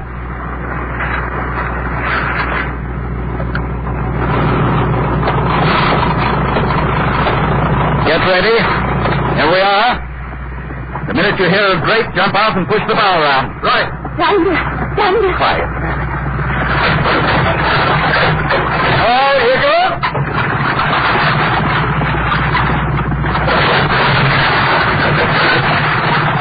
Good night. Good night. Why, sucker. That ship.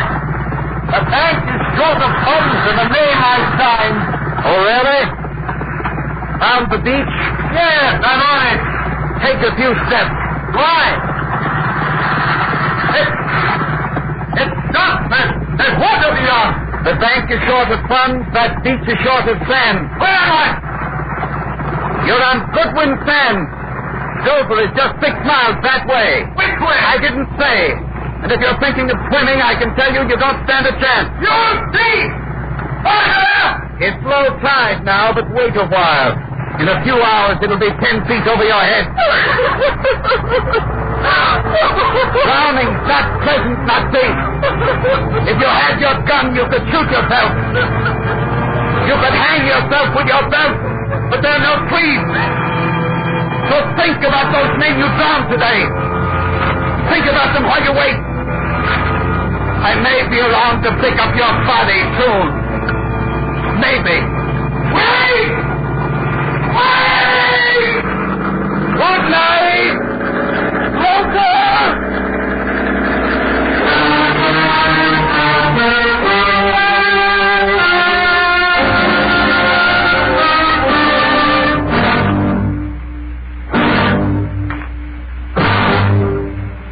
Escape has brought you the David Friedkin Morton Fine production of Flood on the Goodwin. The story is by David Devine and adapted for radio by James Poe. Featured in the cast were Betty Harford, Vic Perrin, Joseph Kearns, and Ben Wright. Also heard were Richard Peel and Alec Harford. Your announcer, George Walsh. The special music for Escape is composed and conducted by Leith Stevens. Next week.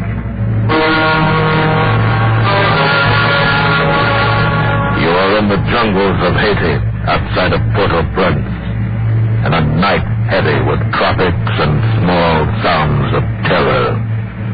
Below you, a sheer drop of almost half a mile.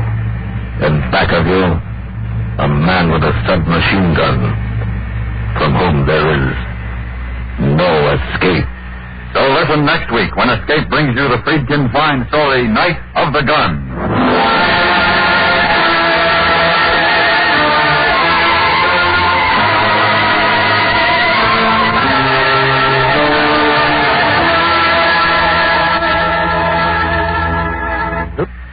Stay tuned for Night Watch.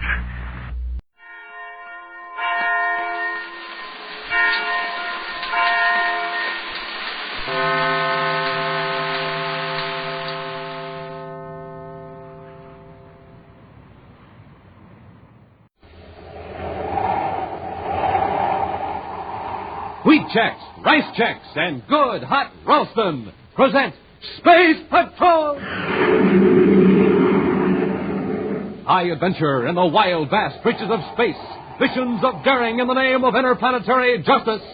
Travel into the future with Buzz Corey, Commander-in-Chief of the Space Patrol.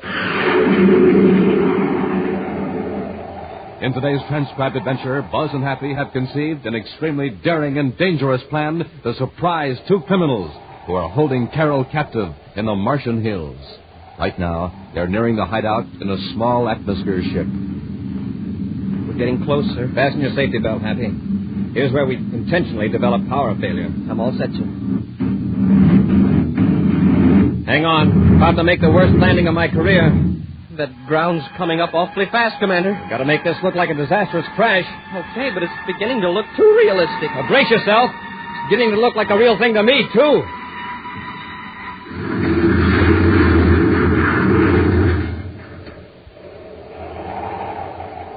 We'll be back in just a moment with today's Space Patrol story, Crash Landing. Yes, it's Space Patrol, but first, a direct broadcast from the yard of Public School Number 10 on the planet Terra. It's recess here, gang, and I've got my eye on a fast-moving boy named Jeff Fisher. Man, is he supercharged. Hey, Jeff, come on over here and tell the gang how you get supercharged every morning.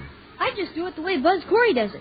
I eat a good breakfast with a checkerboard super cereal, like Rice Chex. Rice Chex? Say, that Rice Chex is real swell eating, right? I'll say, and it's bite-sized, too. Only bite-sized rice cereal in the universe. Only rice cereal for me, boy. It's plenty keen. You betcha. So, boys and girls, don't you think it's about time you tried Rice Chex? Remember, to think fast, to act fast, you have to eat a breakfast that supercharges you. A power breakfast with a checkerboard super cereal. So today, make it Rice Chex, the delicious bite-sized super cereal that helps to supercharge you.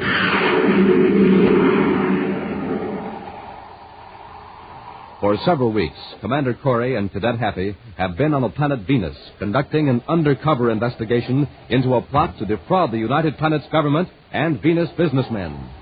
Now, in civilian clothes, Buzz and Happy are in a surface car in Venus City, headed for the Venus City spaceport. Between them, is a sealed pouch containing the results of their intensive work. There's a private space cruiser waiting for us just inside the east gate. Well, sir, do you think Theo knows that you've been investigating him personally? I can't be sure, but by using private chips instead of Terra 5 or other official chips, we stand a good chance of not being detected. Well, it sure was a bad break running into Carol last night in the lobby of the Venus Hotel. Well, luckily, I don't think anyone overheard when she called out our names. I looked around very carefully. You told her why we were in civilian clothes. Mm-hmm. She may be able to help us now that she knows the facts. It looks like we picked a good time to blast off from Venus, Commander. The whole east end of the spaceport is deserted.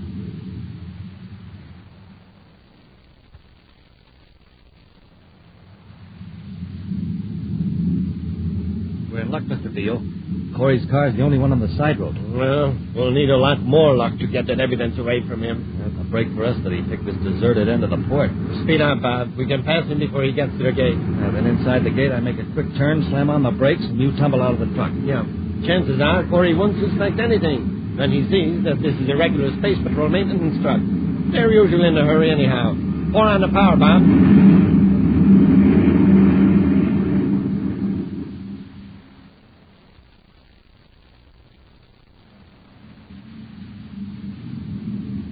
Car behind us. They're blinking their lights to pass. By the way they're closing in, they must be in a hurry. Slow down a little and pull over. Yes, sir. Be on your guard in case they try anything. Wow, that guy drives like a maniac. Did you see him whiz past us? It's a maintenance truck. I'll bet the driver's another one of those washed-out space pilots. They always drive like they're solar of the universe. Hey, look at him barrel through that gate. Commander, the fool's going to turn. Have you stopped? Somebody fell out of the truck. Smoking rockets. What a spill.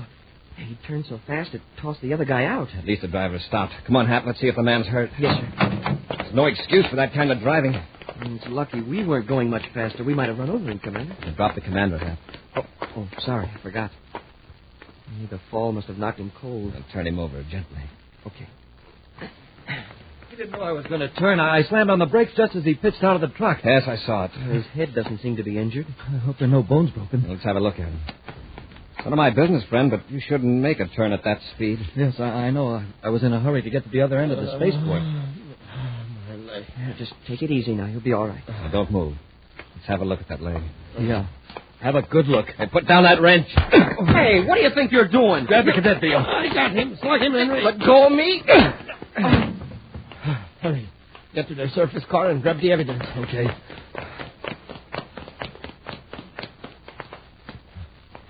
There is a dispatch case in the seat of the car. That must be it. Take a look in the back, just in case. We want to get all of it. There's nothing back there, Bill. All right, come on. Let's get to the truck. Look down the road. Here comes another surface car. It's headed right for the gate. We'd better get the truck rolling before they get here and start asking questions. We won't stand a chance in that truck. Let's take the spaceship. Huh? Hurry. We can blast off before the car gets here.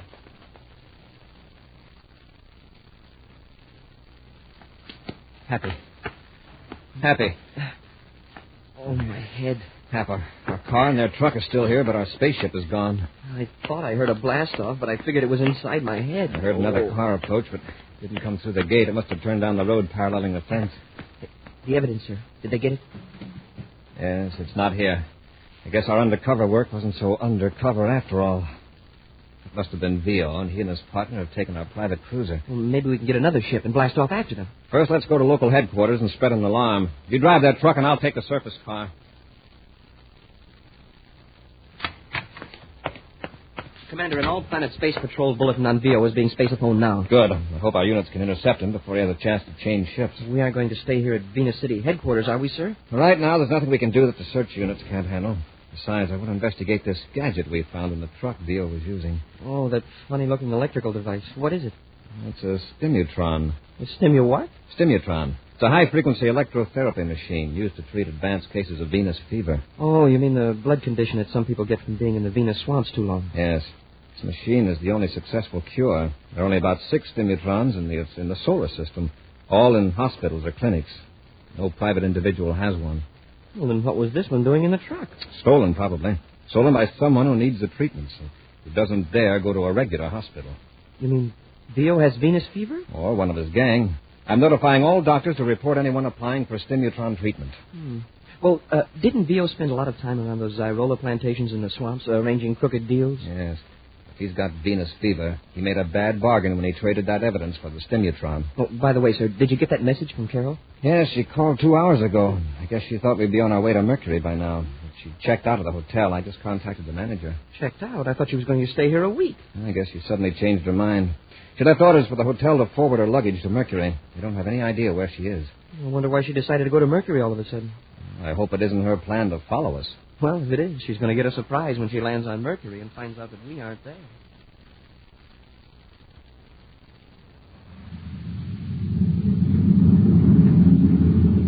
We'll be on Mars in a couple of hours, Mr. Veal. It was a great idea of yours, taking Corey's space cruiser. Well, I've been checking over this evidence Corey gathered. You know, if this ever got to court, I'd be finished. Well, there's nothing to worry about now. All we've got to do is lay low. Henry! Oh, no. What's the matter, Mr. Veal? Oh, the stimutron. I left it in the truck. Oh, well, there's probably one in Lowell City Clinic on Mars. I can't just walk into the clinic with every space patrolman in the universe looking for me. I got to have those treatments. You know what that Venus fever does to me. Makes me helpless as a baby. Well, what are we going to do? We can't go back to Venus. Of course not. Henry, this is awful. Listen. What?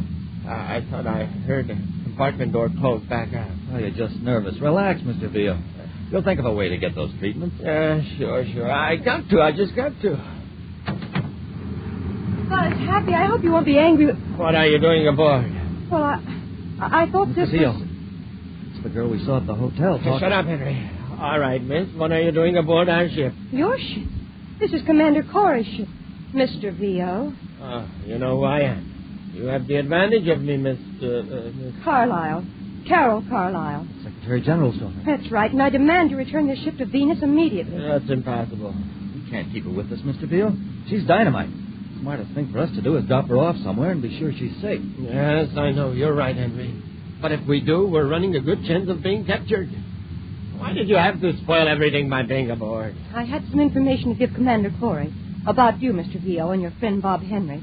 I was going to tell them where they could find you. Well, your attempt at playing detective has put you in a delicate position, and me in a dangerous one. Can't let anything happen to her, Mr. Veal. I'd say it's worth the risk to see she's returned safely. Wait a minute. Maybe this is a break for us after all. Some break. We can get this girl off our hands and still have a chance to avoid being captured. Henry, we'll go on to my hideout on Mars. I know how we can contact Corey without the risk of being captured.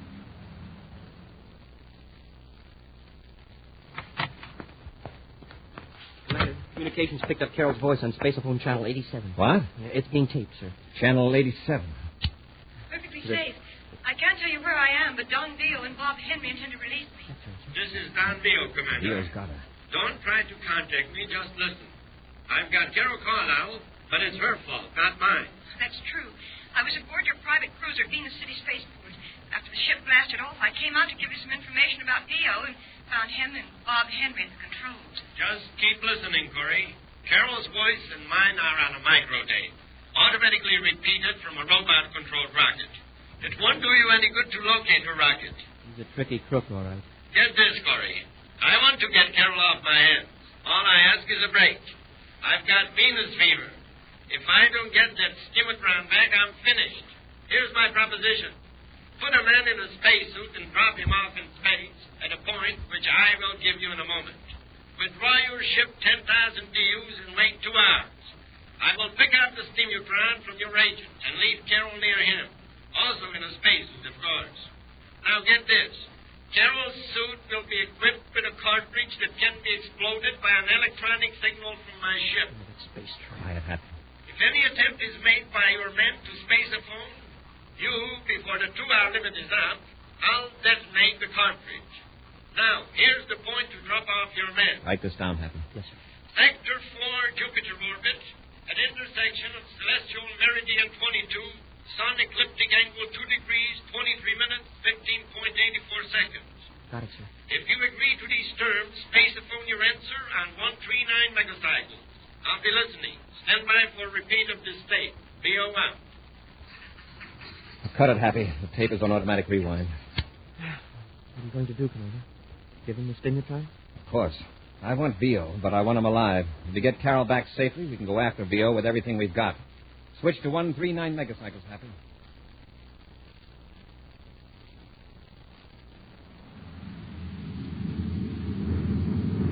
As I computed, Happy, this is the location VO specified. I'll reverse rockets and stop the ship. Right, sir. I'll get into my spacesuit. Well, there's the stimutron. What about that gadget I'm supposed to attach to VO's ship? Oh, right here. It's a miniature spaceophone transmitter. Uh-huh. With a magnetic attachment to hold it to the hull of the ship. It's set to start sending a signal 2 hours after it's fastened to the ship. All right, into the airlock, Happy. Don't waste your spacesuit transmitter until I contact you. Remember that explosive cartridge in Carol's suit.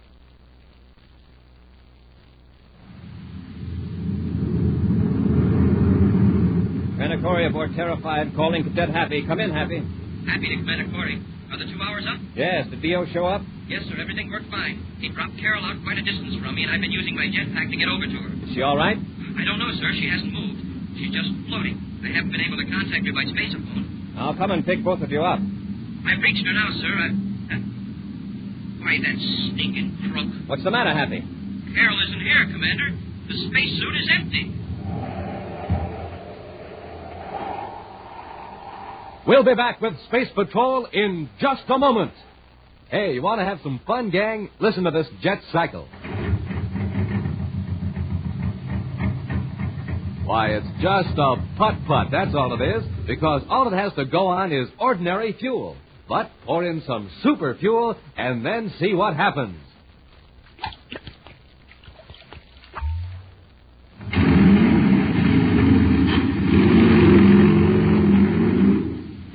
Wow, that jet cycle is supercharged now. Yes, sir, when it comes to supercharging, there's only one answer: super fuel. And the same thing holds true for you, especially in the morning when you haven't eaten for hours. To really get going, you have to get supercharged. Now, here's Buzz Corey's way of doing that. He eats a power breakfast with rice Chex or wheat Chex, the super cereals. And boy, oh boy, you ought to see how the commander dives into that Chex. Yes, sirree, gang. Chex are really good. They're so good, you grab the biggest bowl you can find, you shake in the Chex, pour on the milk, sprinkle on the sugar, and that's it. You're eating the best-tasting cereal in the universe. And to make a good thing even better, Rice Chex and Wheat Chex have that modern bite-sized design for easy eating. Zip, zip, zip. That's how easy it is to eat Chex. Now, remember, gang, a rip-roaring breakfast with Chex is Buzz Corey's way of getting supercharged. So get going in the morning the way he does. Get out a big bowl and fill it with Rice Chex or Wheat Chex, the super cereals that help to supercharge you.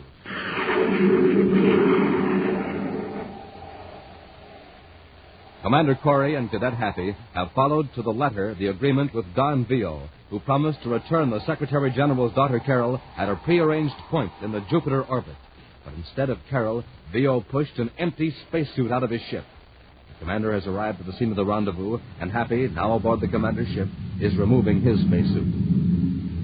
That double-crossing, underhanded space rat. Vio is all of that, but now we've got to help Carol. Must have done something to her. And now he's got the stimutron. He's also got a miniature spaceophone attached to his ship. Hey, that's right. Do you think we can pick up the signal yet? I'll turn on our receiver. Hey, it's working, sir. Now we can track him down. Yes, but we've got to be careful. As long as Carol's in his hands, we can't take a chance on closing in on her. Oh, doggone it. Cosmic ray interference. See if you can filter it out, Happy. Yes, sir. All the times for that to happen. That seems to be getting worse. We'll keep on this vector. Maybe we'll pick up the signal again.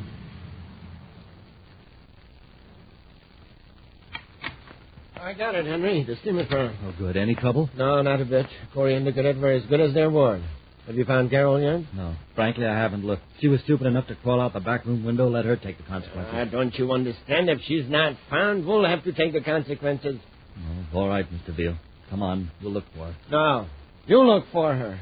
I got to hook up the stimutron and take the treatment. I'm getting an attack of Venus fever.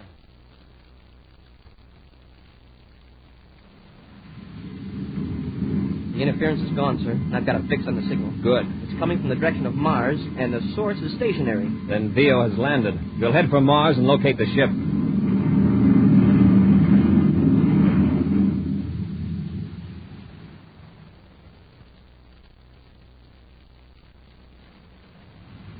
I've got it, sir.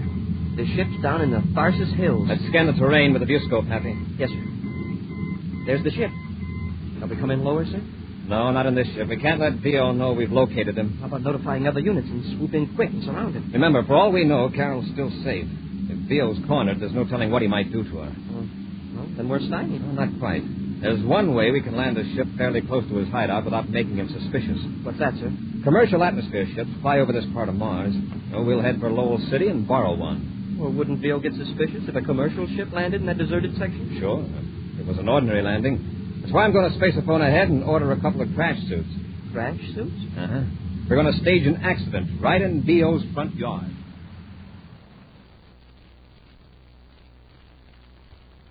Carol! Miss Carol, I see you. Don't try to get away. Come here. You little fool. Where do you think you're going? I thought I could get to the relay station. There isn't one for miles. Besides, you're heading the wrong direction. Now, come back to the shack. And if I refuse? Then I'll carry you back. Why don't you be sensible? When the sun goes down, you'll freeze out here. What was the idea of running away in the first place? Vio was going to return you to Corey. I don't trust him. Well, one thing's certain. You won't survive the night out here in this hill. So you might as well trust us. It's to our advantage now to get you back safely. All right. Well, now you're showing some good sense for a change.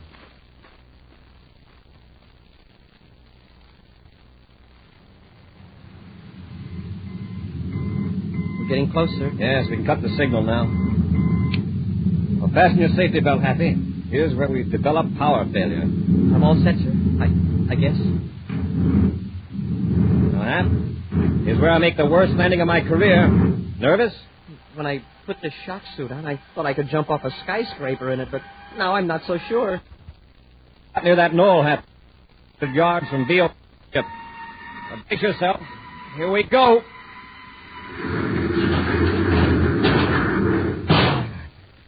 Well, here we are. Everybody out. A very realistic crash, sir. Are you all right? Yes, sir. Except I can't move my right foot. It's caught in the wreckage. Was it hurt? No, sir. The padding of the suit protected it. It's just wedged in. Vio and his partner will be running out here very soon. Maybe I can pry that bent duralloy apart and get you out before they get here. Well, why don't we go ahead with our original plan? Leave me here in the ship while you circle around to the shack. Our original plan didn't call for you to be helpless. Well, that'll make it look all the more like a real crack. Besides, Carol may be in danger. Well, you may be right, Hap, but you'll be safer if you pretend to be unconscious. Yes, sir. I'll climb out the port. Hey, we did a good job. What a mess. If you're in trouble, use your miniature spacer-phone. I'll keep mine on. Here, where are you going? To the ship. Oh, no, you don't. I'll get back to the shack. But somebody might be hurt. We've got to help them. Nobody could be alive in that mess. Well, I'm going to see anyway. Carol, come back here. We've got to get Vio and blast off before the rescue ships arrive. Get Vio if you want. I'm going to help. Carol, come away from that wreck. It might explode.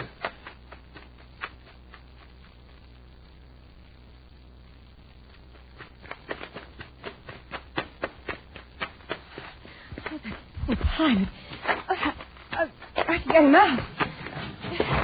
Sorry. Happy. Are you hurt?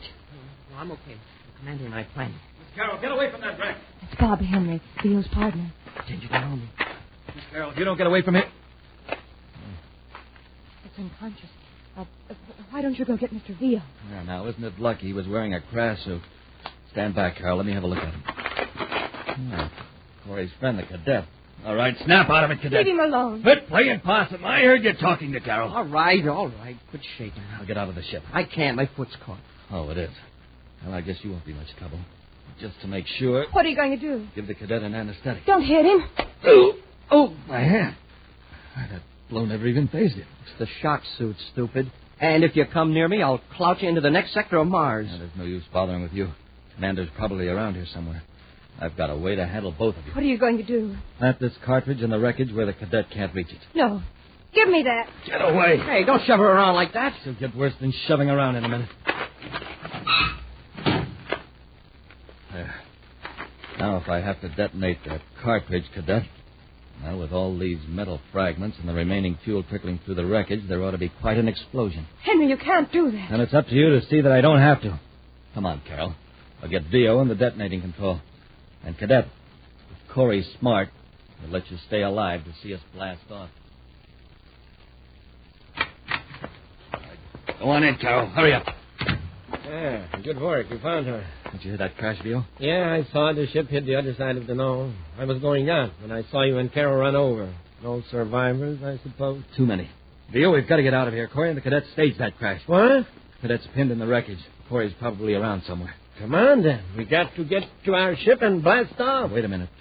Where's that detonator unit? The one that explodes these cartridges. It's on the shelf. What do you need that for? Let's get out of here. I planted a cartridge in the wreck to take care of Corey and the cadet. Okay, now let's go. We'll have to take Carol with us for protection. Corey will send a flock of patrol ships after us. Come on, Carol, let's go. Take your hands off of me. Let go of her, Vio. Get your hands up. You too, Henry. Oh, Buzz. Hurry. We're blasting off. Put that gun away and step aside. If you don't, I'll fix that cadet of yours for good. Buzz, he means it. Henry put one of those electronic cartridges in the wreckage. And all I've got to do is press this button and transmit a signal that'll blow that wrecked ship to bits. Play it smart, Corey. Give me that gadget, Henry. I warn you, don't come any closer. One more step and your cadet's a goner. We'll see. Right, press the button, Henry. Right. Oh, Buzz! Sorry, I didn't think you'd make me do it. Oh, well, it was a wreck anyway. Happy, I thought... Carol, stand back. Rush them, Henry. Carol, get out of the way. Henry, get the gun. Oh, no, you don't. Oh. Have any more ideas, Vio? No. Buzz, I nearly died when that wreck exploded. I thought that Happy would be blown to bits. I caught a glimpse of Happy through the window. He'd already gotten out of the ship. I couldn't tip you off in front of these two. I'd pried myself out of the wreck with a hunk of loose metal. Happy, let's get these characters into their ship and take them to Terra. Yes, sir. Come on, Henry, on your feet. Vio, where's that pouch full of evidence you stole from us? They destroyed it, Buzz. They burned it. Yeah, at least we got ahead of you there, Corey. Now you can't convict us of larceny and fraud. That isn't going to help you, Vio. No, compared with what we've got on you now, larceny and fraud are going to sound like flattery. An exciting preview of next Space Patrol adventure in just a moment. But first... Hi, boys and girls. This is your commander reminding you to send in today for a pair of space binoculars. Send in today because this offer is soon going to end. You see, I don't want you to get left without one of these swell new binoculars. They're an item I want every single one of you to have. I just couldn't get along without my space binoculars. And for you to be a real space patroller, for you to be one of my own gang, you should have a pair of official Space Patrol space binoculars, too. So don't get left out. Send for your space binoculars today. They make everything in the distance look bigger and clearer. You don't even have to hold them. Just slip them over your head and a strong elastic band holds them snugly to your eyes. You can study birds in the trees, spot planes in the sky, read faraway signs, see who's coming up the block, and do all kinds of other things with them all year long. Yes, sir, they're the real McCoy. 4-power space binoculars exactly like mine. Big plastic binoculars, 5 inches long and 5 inches wide. When you wear them, they stand out from your eyes 3.5 inches. So you see, they're not flimsy celluloid goggles or a mask. Now, don't get left out. This is the biggest value we've ever offered, and the offer soon ends. Captain Dick Tufeld, tell the gang how to get their space binoculars. Buy a box of Instant Ralston. Then, with your name and address, send 25 cents in coin and an Instant Ralston box top to Space Patrol, Box 686, St. Louis, Missouri. This offer good only in the USA and may be withdrawn at any time. Gang, if you don't agree your binoculars are tops, return them and we'll return your money. That's Space Patrol, Box 686, St. Louis, Missouri. And now, an action preview of next week's exciting Space Patrol adventure. Buzz and Happy have descended into a canyon on Venus to rescue a wounded space pilot. As they reach the injured man, a flash flood roars down the river, piling water up behind the dam above them. We gotta get him out of here quickly, Happy. The water's rising fast. Once we get him to the lake, we shouldn't have any trouble carrying him to the top. It's a landslide. Press close to the dam and keep your head down. Smoking rockets, that was close. Hurry. We gotta get him up the path. There may be another landslide. Commander, look up there. Most of the ledge is swept away. We're trapped. Be sure to be with us next Saturday for the exciting story, The Mysterious Meteor, when Wheat Checks, Rice Checks, and Good Hot Ralston again present Space Patrol!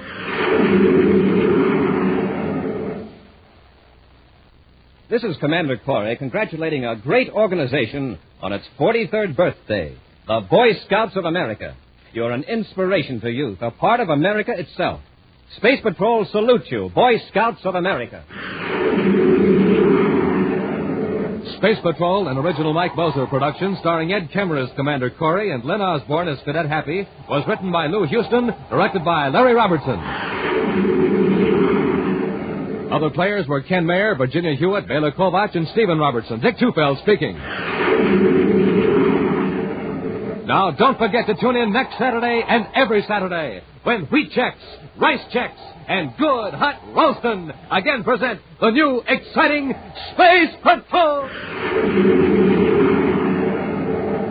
And be sure to see another exciting Space Patrol program on your local ABC TV station. Consult your paper for time and channel. Space Patrol comes to you transcribed from Hollywood. This is ABC Radio Network.